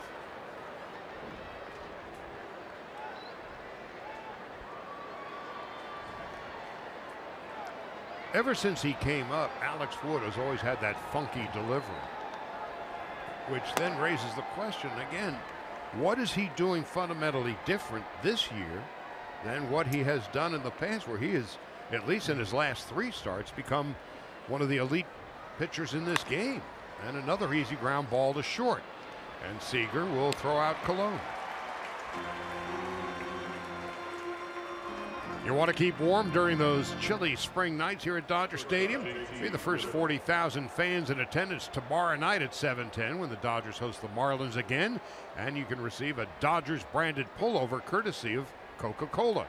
The quarter-front zip makes it easy to place over your head when the sun sets and the chill begins. For tickets, visit Dodgers.com/promotions. JT Riddle, who's 0 for 2, takes low and outside, 1 ball, no strikes. You know, even with that funky delivery, Charlie, he even touched on when he was working on things, sometimes he wouldn't get his foot down as soon as he would like. Sometimes he talks about when he breaks his hands. There were just different things. Even with that funky delivery, there's still a lot of different parts that he knew that he had to get better and be more consistent with, and also get a feel for, which allows the ball to come out differently. Worked really hard with Rick Honeycutt, but with that delivery, as we talked before, there is deception. But the fastball, he's got a good sweeping curveball. His changeup has good movement. All his pitches have good movement. He has scattered 4 hits tonight and a slow roller to second.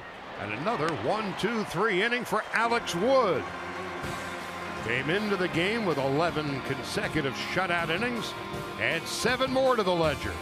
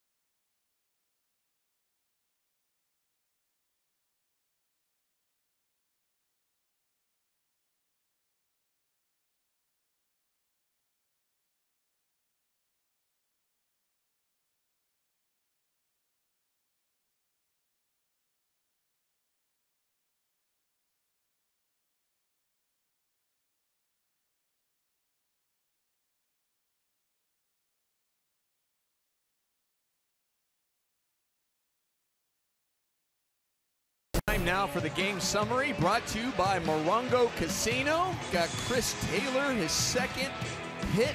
Already has 3 hits for the day, a home run to the opposite field. Then Brett Eibner with a 2-run shot to center field in the 4th. And then really it's been all Alex Wood so far. As you look, he's gone 7 innings so far and has not allowed a run. Alex Wood looking to go 5-0. And the other thing about Wood and his performance tonight, only 83 pitches, 56 for strikes. We're talking at the beginning of the game, and he certainly lived up to advanced billing. 16 ground ball outs.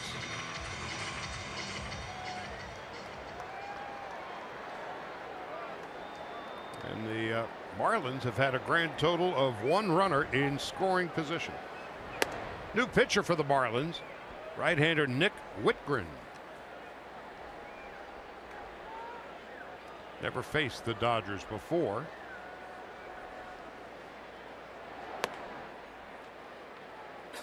And he misses outside, 2-0.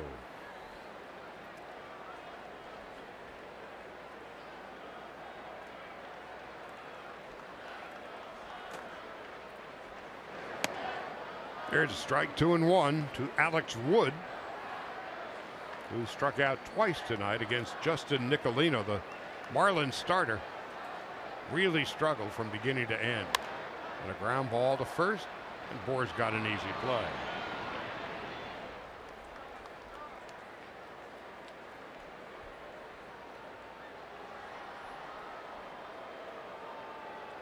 Second baseman number 3, Chris Taylor. And Chris Taylor's had a big night tonight. How often do you hear it said, a triple shy of the cycle?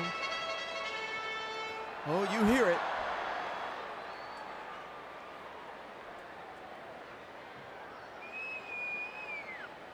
Well, that's what he is. Strike, 0-1. He doubled in his first at-bat, homered to right in the 3rd, and singled to center in the 4th.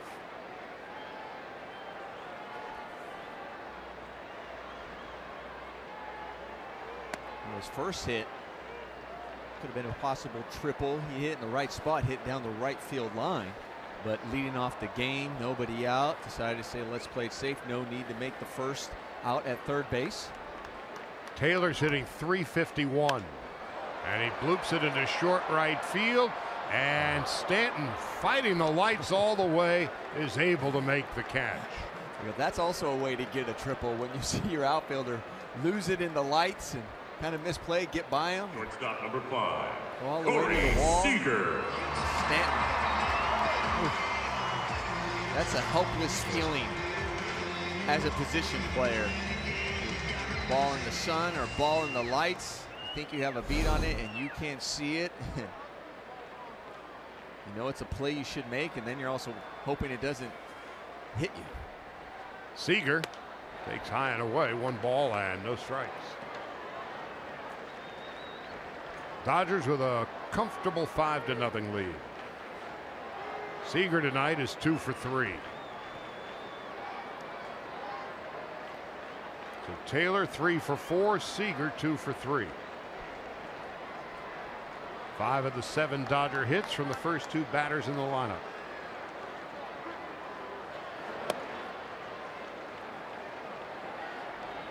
Two balls, no strikes to Corey Seager. And Brett Eibner has one of the hits, a 2-run home run. That was in the 4th inning.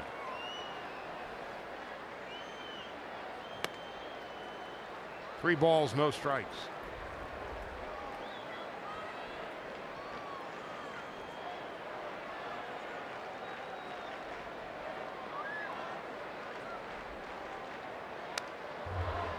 Now 3-1.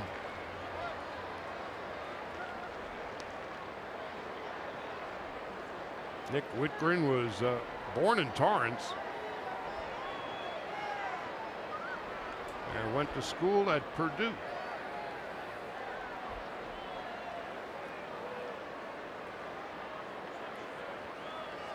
Three and one to Seager. 3-2.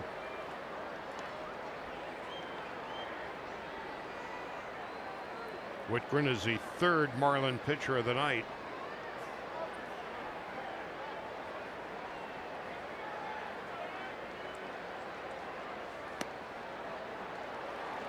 A 2-out walk to Corey Seager. So the stories tonight: Wood, sensational. 28, Franklin Gutierrez. 83 pitches, 56 for strikes. He scattered 4 hits. Dodgers with a 5-0 lead. Taylor 3 hits and a home run. Seager a single and a double. Eibner a 2-run home run. Puig does some damage to his lower back, has to come out of the game. Now Franklin Gutierrez. Any other stories we're missing? I think you got him covered so far. And for Wood, 16 ground ball outs.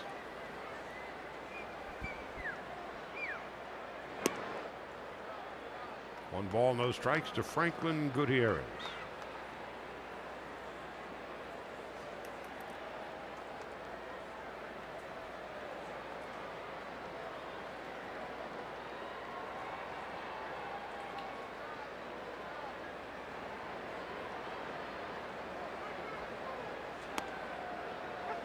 One ball, one strike. This is a night with the lefty Nicolino starting.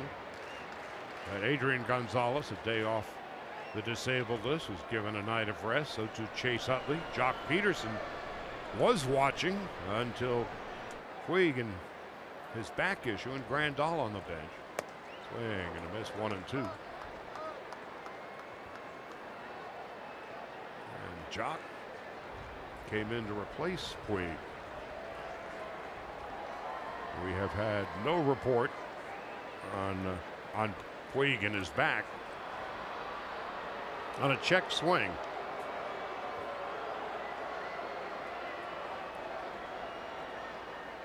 One and two to Gutierrez. He's done. So are the Dodgers. No runs, no hits, a walk, and one man left. We head to the eighth. Dodgers 5 runs and 7 hits. The Marlins no runs and 4.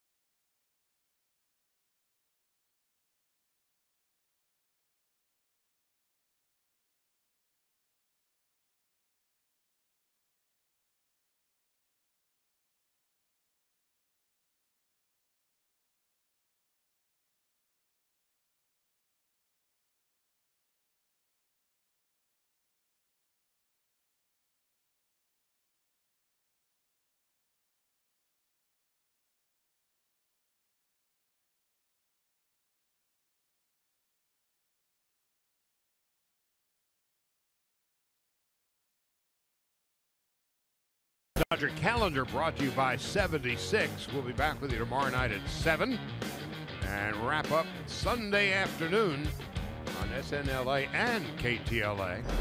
Monday, a day off. And then the Cardinals come in.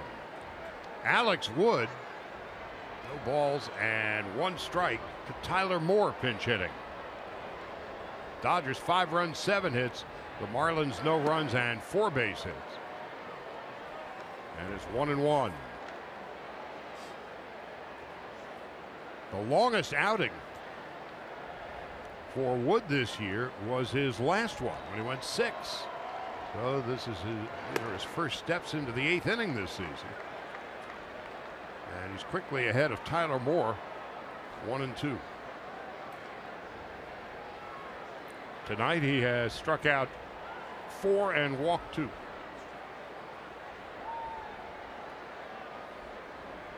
Moore on 1-2. Into left field for a base hit. Tyler Moore, a leadoff single to begin the 8th inning. And Ross Stripling is warming up in the Dodger bullpen. We're talking about Alex Wood so far, his longest outing so far this year. And if you're wondering, over the course of his career, Wood has gone 8 innings 5 times over his career. The last time he did that was back in 2015.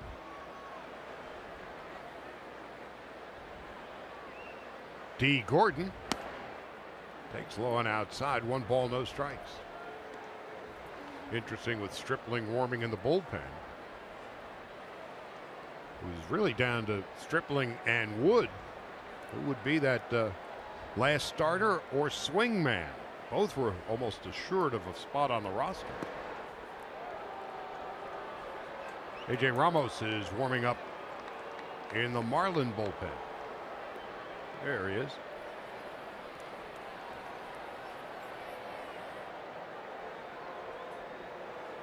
For Wood, this is going to be his 90th pitch.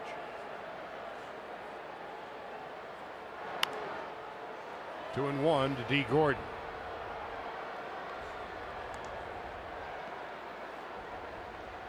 In his last 2 starts, Wood threw 88 pitches. 5 innings in 1 start and 6 in the other. And here we are into the 8th. And here's his 91st. 2 and 1. Through the middle into center field for a base hit. Well, it's looking like Wood may be nearing the end. First and second, 1 out. And for the moment, Dave Roberts remains seated on the bench.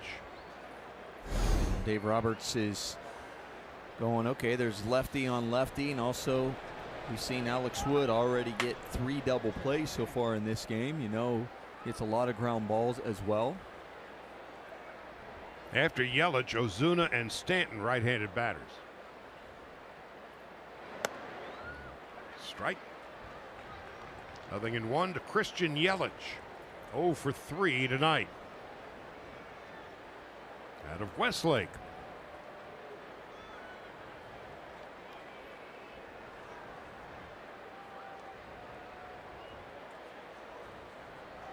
Six home runs, 21 runs batted in. And there's a strike at 92. And it's 0-2.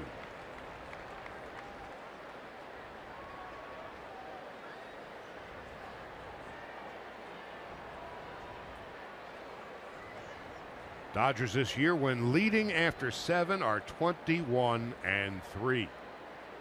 The Marlins, when trailing after 7, are 2 and 23. And the 0-2.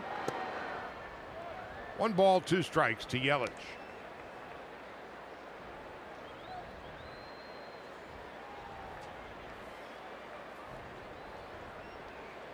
Again, the Dodgers not feeling any sympathy for the Marlins, who took 6 of 7 from the Dodgers last year, including a 4-game sweep at Dodger Stadium.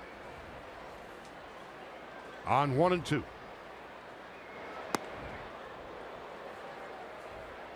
2 balls, 2 strikes.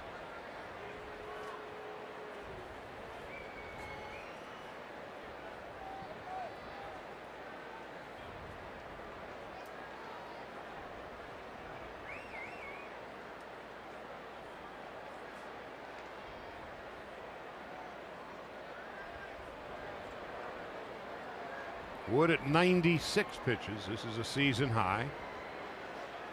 And this is as far as he's gone into a game this season. And Yelich lines one, caught by Seager.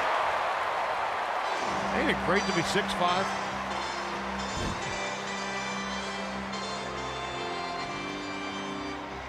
be 6'5", talented. And that, in fact, was the last pitch that Alex Wood threw tonight. And what a performance, getting the ball and a pat on the back from Dave Roberts. And a standing ovation awaits him on his way to the third base dugout. So Wood leads with a 5-0 lead. 2 on, 1 out, top half of the 8th from Dodger Stadium.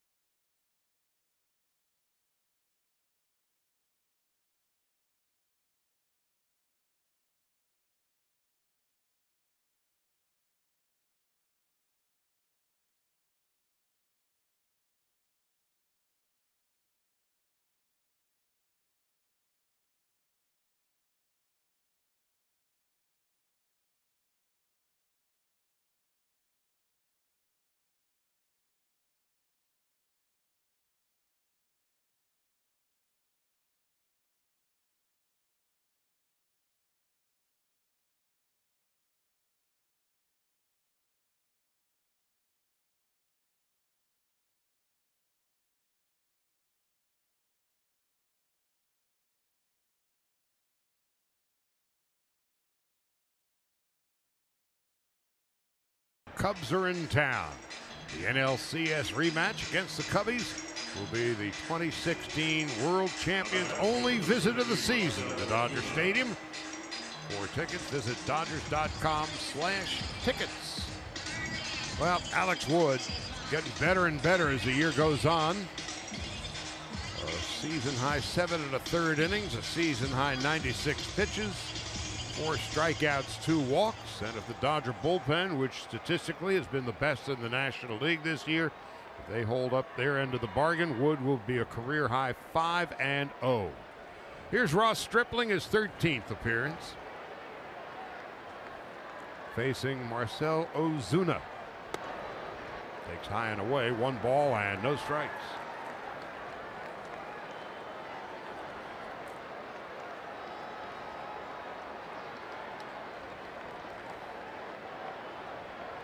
Ozuna now 40 plate appearances since his last home run. He's got 11. At a strike, 1-1.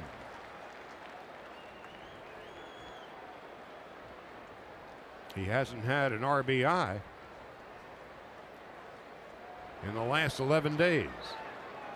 Stripling aims to keep it that way. Moore's at second base, Gordon at first, 1 out, 5-0 Dodgers in the top half of the 8th. Broken bat ground ball to second.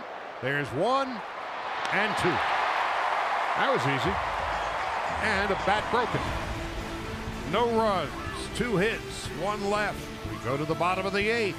Dodgers 5-0.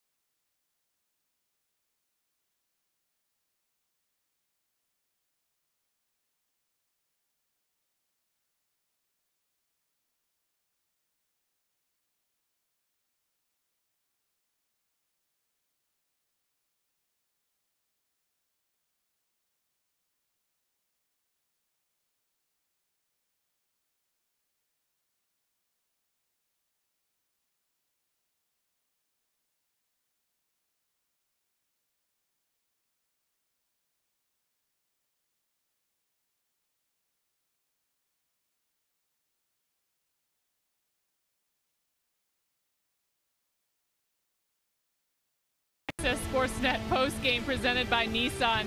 I'm not sure what's going on here. I think the guys are a little bored. Jerry Harrison Jr. trying to prove that he's still athletic and can get that low, but I don't know about this, guys. I sure hope they don't pull nothing. I think they're doing that in honor of Alex Wood with all the ground balls that he induced today. What a night for Alex Wood. He is now 3 outs away from going 5-0.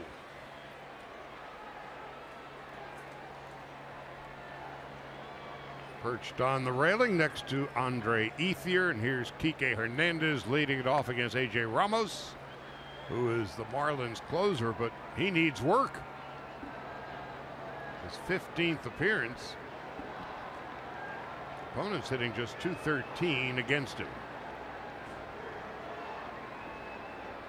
Kike 1 for 2 on a walk and a fly ball well hit to left. Heading back toward the wall, Yelich will make the catch. Didn't miss that one by much. Catcher number 15, Austin Barnes.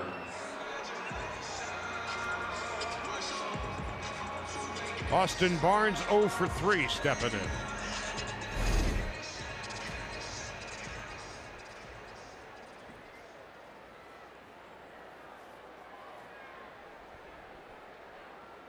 Stanton, Bohr, and Real Muto will hit for the Marlins in the 9th.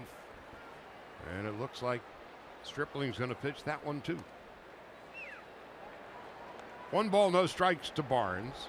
It's bounced out, bounced into a double play, taking a call, 3rd strike.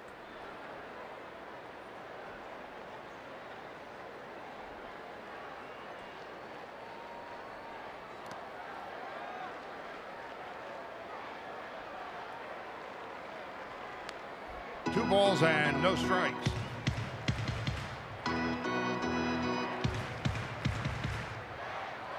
Dodger pitching has shut out the Marlins over the last 14 innings. Dodgers 7-2 winners last night and 5-0 leaders here in the 8th as Barnes takes inside 3-0.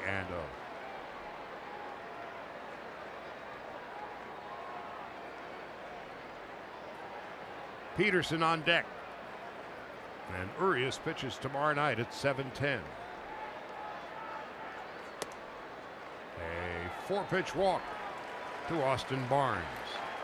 Oh, an update on Yasiel Puig. Came out of the game early.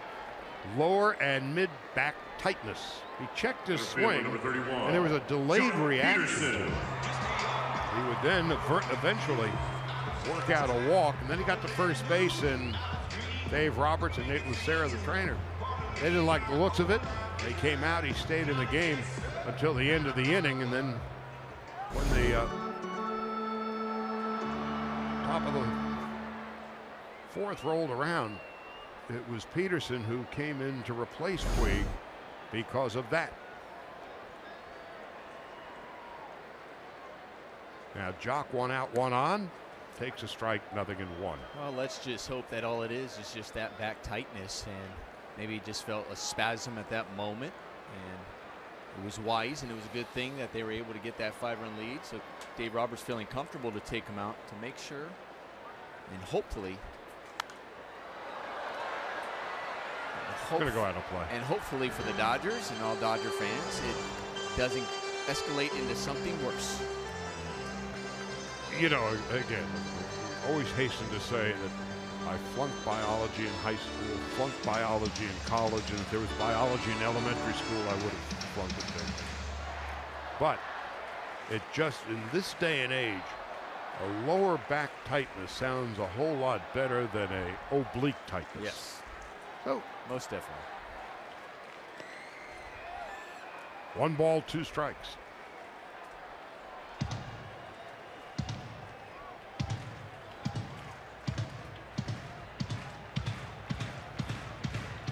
Wood entered the game tonight with a .227 earned run average, and he left the game with cash and parting gifts and a .188 ERA, which is lower than Kershaw. Peterson strikes out swinging, Second out of the 8th.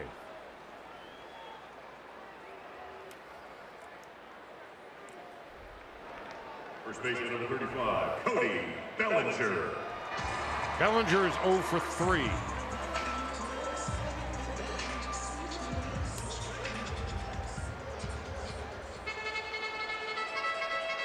Fly to center, line to short, and bounced out. Dodgers providing their own fireworks in game. A Taylor home run in the 3rd, a Brett Eibner 2-run shot in the 4th. And then there is the post-game Friday night fireworks show immediately after the game here tonight.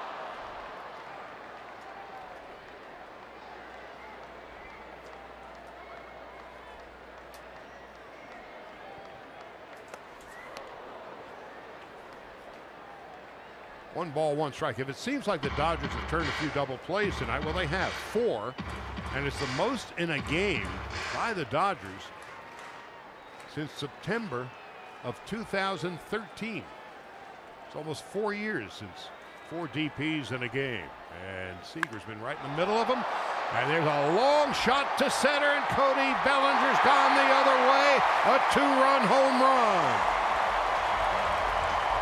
Bellinger's 8th home run of the year. Now he has 23 runs batted in, and the Dodgers have a hefty 7-0 lead.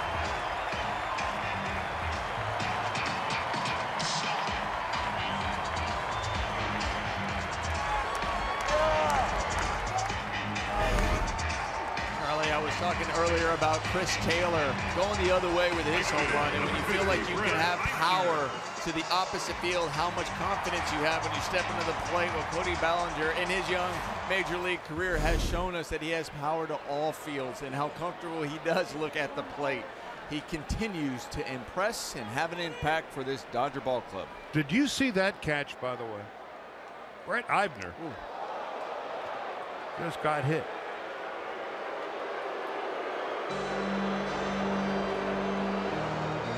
And Eibner is not happy.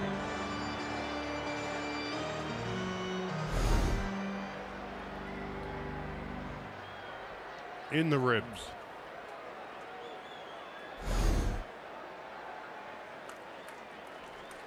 At 95 miles an hour. Hey, you looking for that ball away? They're going to say that got away from him. That didn't look like it really got away from him on that one. Number 68, Ross Stripling. Now Stripling's going to bat for himself.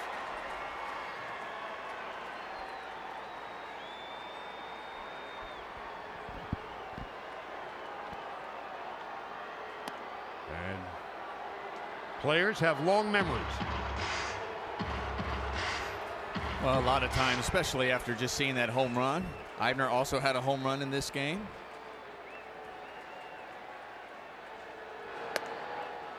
Stripling tried to check a swing, went around, 0-2.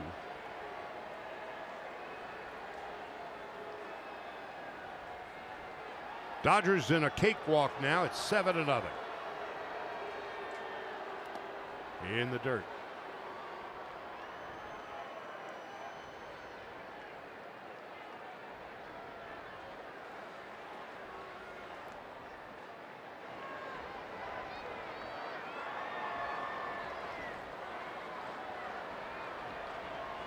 One and 2 to Stripling. Ball strike 3. Catch of the game tonight. Oh, what a play on the home run by Eibner. Who got it? I got it. Whoa.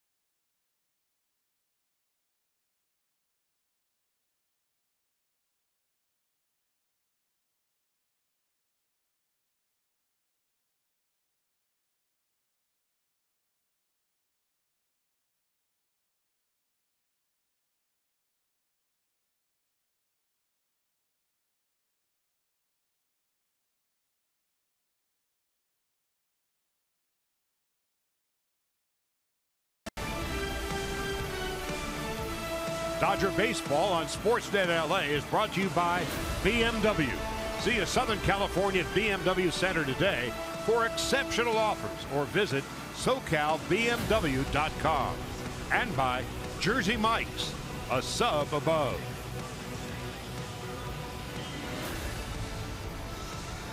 Brett Eibner, one of 3 home runs hit by the Dodgers tonight. And the Dodgers with a 7-0 lead, and immediately after the Bellinger home run, Brett Eibner took a fastball into the ribs. Eibner wasn't happy about it, nor were the Dodgers, and here is Stanton leading off in the 9th. Stanton, Bohr, and Real Muto. Stripling hits Stanton in the back and immediately gets thrown out of the game. The benches are clearing. I suppose of all the people on the Marlins you don't want to mess with is Giancarlo Stanton.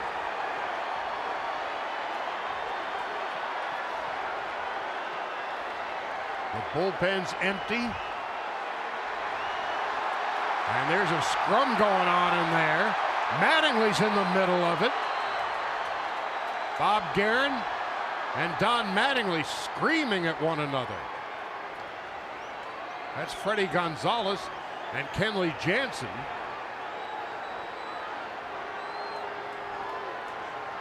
D. Gordon and Mattingly off to the side.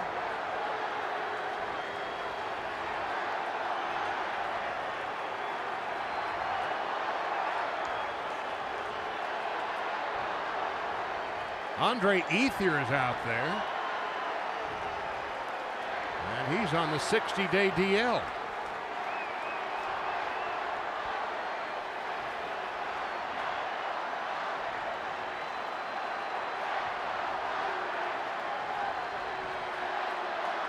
Well, after Eibner got plunked following the home run, you could sense something was amiss. Eibner gets plunked on the very first pitch after the home run, and it was right into the ribs.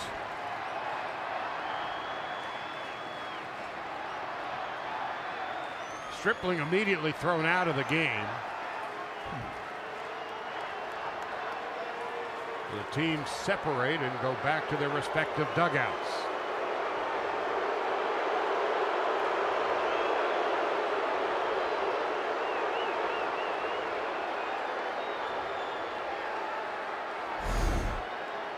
This is how it all began.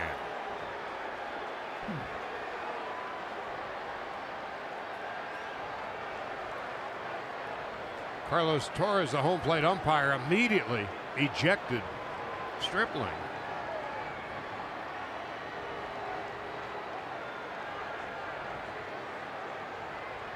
And then the bench is cleared.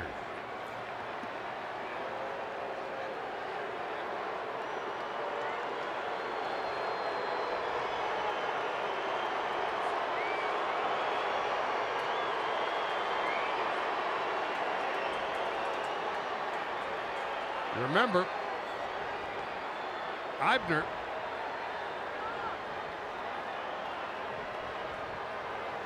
got hit in the ribs following the Bellinger home run, and Bob Guerin was screaming up a storm. And then Guerin and Mattingly going face to face, nose to nose.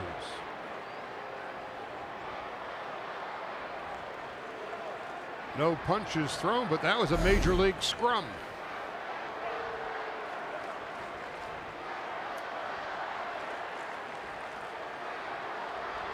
So no warning there? I mean, that ball just got away from Stripling. Is that what you're going with? Well, I mean, what do you think A.J. Ramos is going to say? Right? I mean, wouldn't you as an umpire then? I don't understand why Ramos doesn't get thrown out. I mean, the guy just gave up a home run, and the very first pitch is in the ribs, and you don't even toss him, and then you're going to do it to Stripling, the first one, right? So, that's all. No further questions, Your Honor. I didn't see any warning. He didn't give a warning to the bench. No. there was no warning to the benches after Ramos threw it at Eibner. Well, there are fouls, and then there are flagrant fouls. Guess so. So Chris Hatcher will come in and relief Ross Stripling. That is a man not to be trifled with. And, you know, that ball, I think that ball didn't hit Stanton. Still has a bat, still waiting to go hit. Fans, your attention, please. Number 41, Chris Hatcher coming in to pitch for the Dodgers.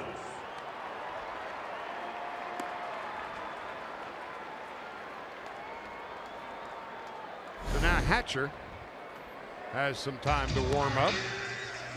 And while he does, we will take a break.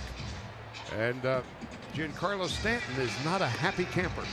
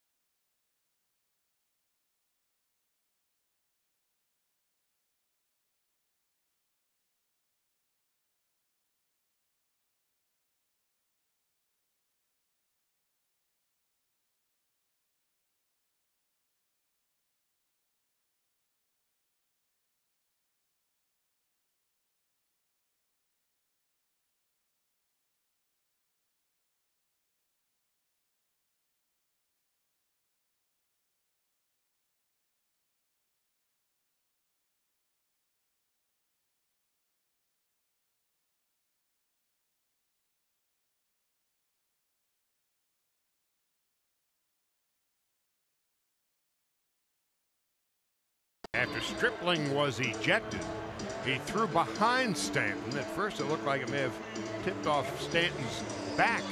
It did not. And in the middle of that major league scrum, Bob Guerin, the Dodgers bench coach, and Don Mattingly were really face to face, nose to nose, and we see neither of them on the respective benches. Tim Wallach's got the lineup card, so we can assume Donnie Baseball got the heave-ho along with Bob Guerin. Meanwhile, it's 1 ball and no strikes to a seething Giancarlo Stanton.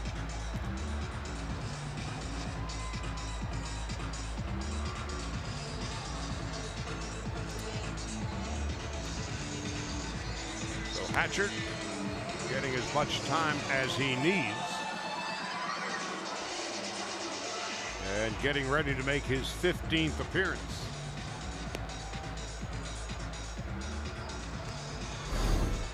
This is what caused the benches to clear.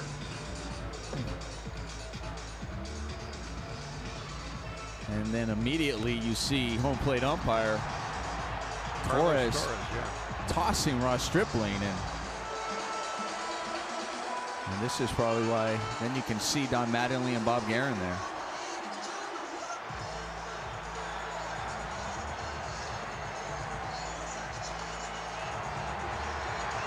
That was just a major league scrum. No punches thrown as best as we could see. But a hat was thrown.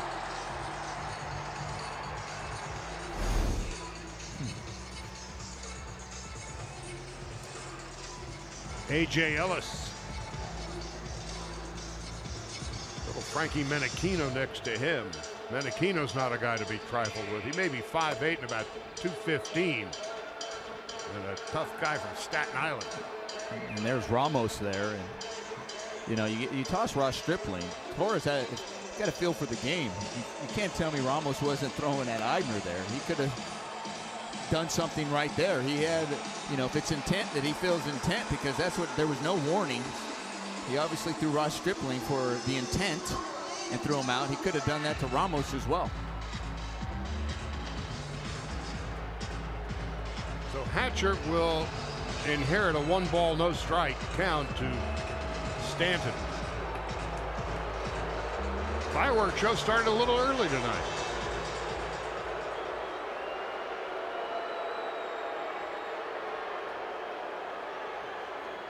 Bohr and Realmuto to follow. Stanton takes a strike, 1-1. This is one of those at-bats where Hatcher said, boy, do I want to strike this guy out. And Stanton saying, oh, do I want to leave the stadium, as he's done once before. Well, it's 1-2.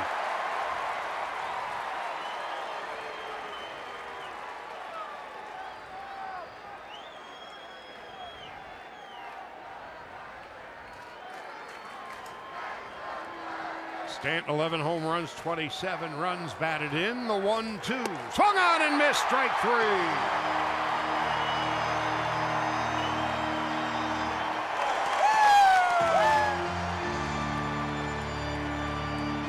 First out of the 9th.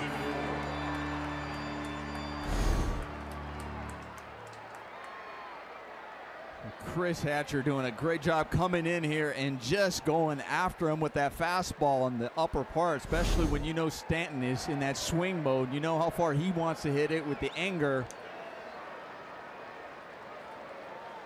Dodgers 2 outs away from their 25th win of the year.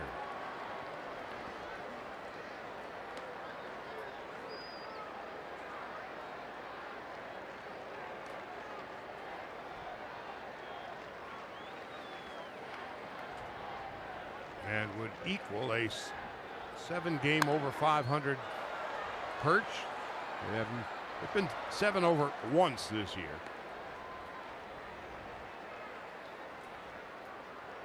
Bohr is 0 for 3.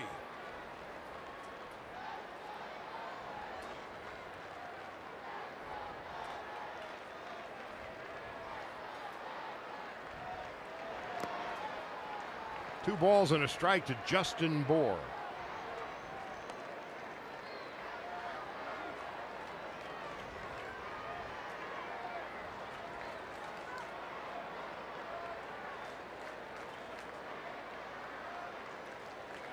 Two balls and a strike. Gutierrez, Peterson, and Eibner deep and straight away. The 2-1. Fly ball to right. Well hit and at the wall. Eibner leaps, can't get it. It's a home run. The shutout is done, but the Dodger lead has been trimmed to 7-1. Bohr's second home run in as many nights and his 10th of the year. Catcher number 11, JT Realmuto.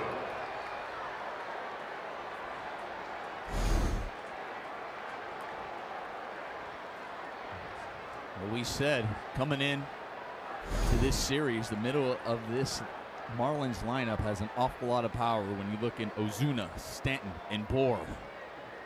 And Bohr has shown that off in the last 2 games.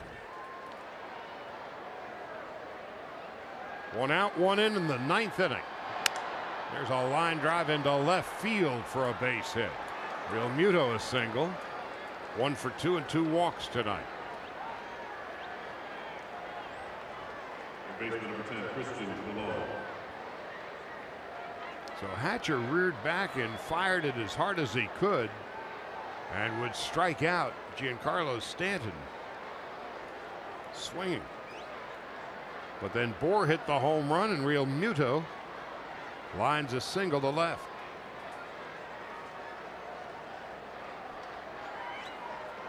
Christian Colon 0 for 3. Fouls it back and it's 0-1.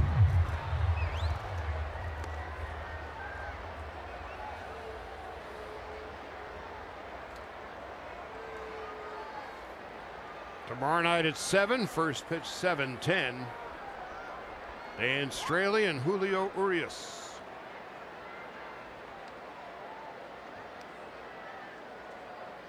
Hatcher on 0-1. Swing and a miss. No balls, 2 strikes to Colon.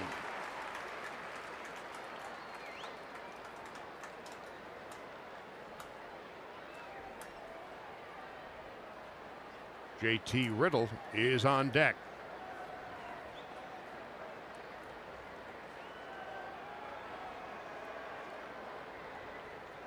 On 0-2. Colon 0 for 5 as a Marlin, takes high and inside. 1 ball, 2 strikes.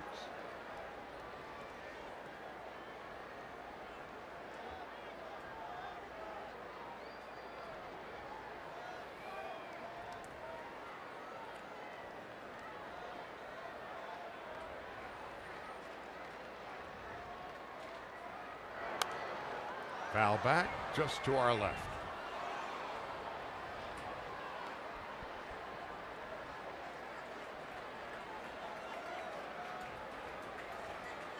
That's Riddle in the on deck circle.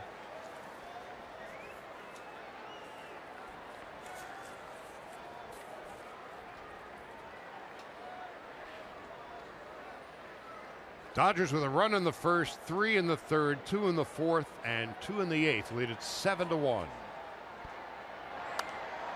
a pop foul to the left and out of play.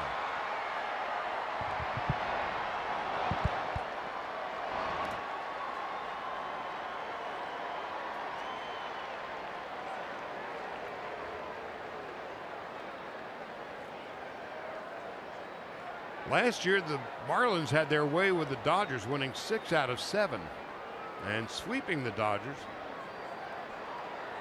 here at Dodger Stadium.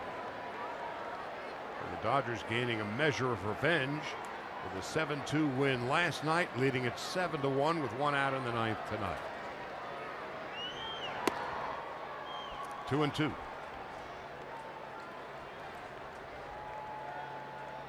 Well, the last thing in the world that Dave Roberts wants to do is get a reliever up and working.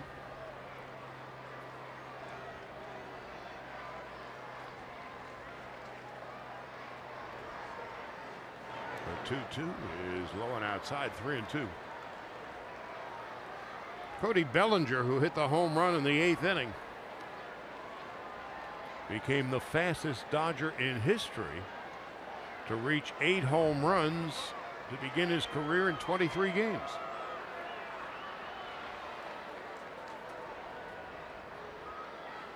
He's going to be around a while.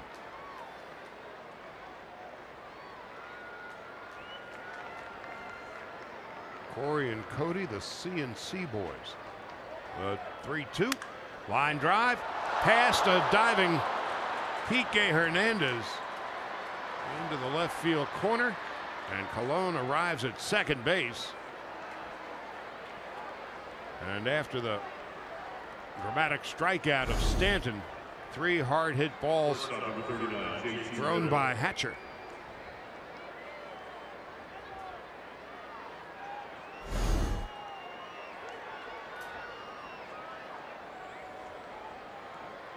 Still no movement in the Dodger bullpen. That is subject to change without warning. Well, they're starting to move around.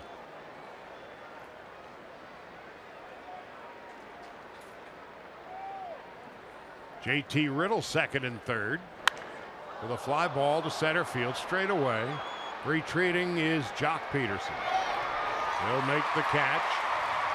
Tagging and scoring is Real Muto. Colon retreats to second, and there are 2 out.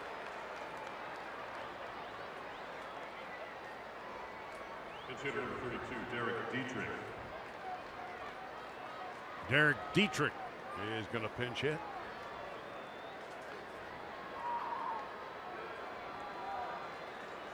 Guess who's warming up in the bullpen?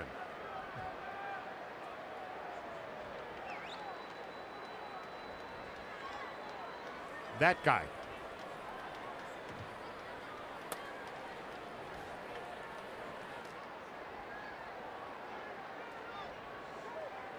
Derek Dietrich with 2 out.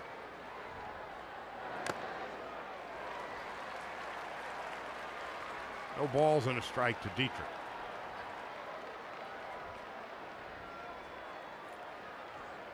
Kenley threw 14 pitches, 13 for strikes last night.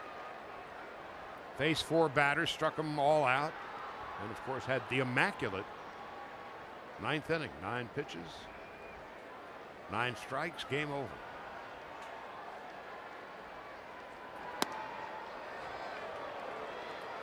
One ball, 1 strike to Dietrich.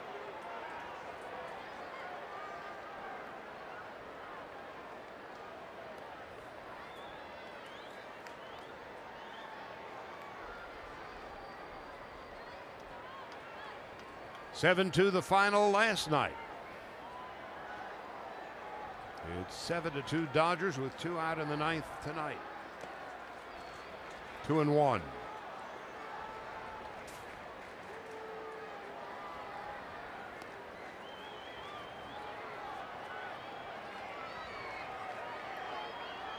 Rockies won this afternoon in Cincinnati.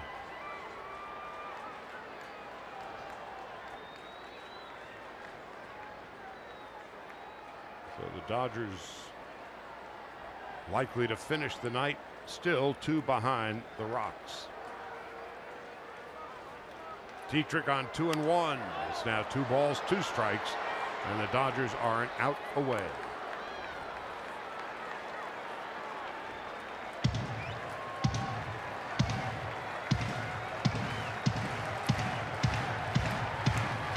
On a night in which Taylor, Eibner, and Bellinger hit home runs. 7 runs, 8 hits for the Dodgers, 2 runs, 9 hits for the Marlins. 2 balls, 2 strikes, 2 out. Swung on and missed, strike 3, and the Dodgers beat the Marlins as they did last night, 7-2. Brett Eibner, the big home run. Cody Bellinger, his 8th home run of the year, now with 23 runs batted in. And the Lexus player of the game, Chris Taylor, and Alex Wood would be the player of the game. 7 1/3, no runs, 6 hits. Struck out 4, walked 2. He was on top of his game from first pitch until his 96th and last. So the Dodgers now, once again, a season high 7 games over 500 at 25-18. So that is a wrap for us from Dodger Stadium in Los Angeles. For Nomar and our entire crew, Charlie Steiner saying good night, goodbye, and we will talk to you again tomorrow night from Dodger Stadium. In the meantime, stay tuned for Access Sportsnet, brought to you by your Southern California Nissan dealers.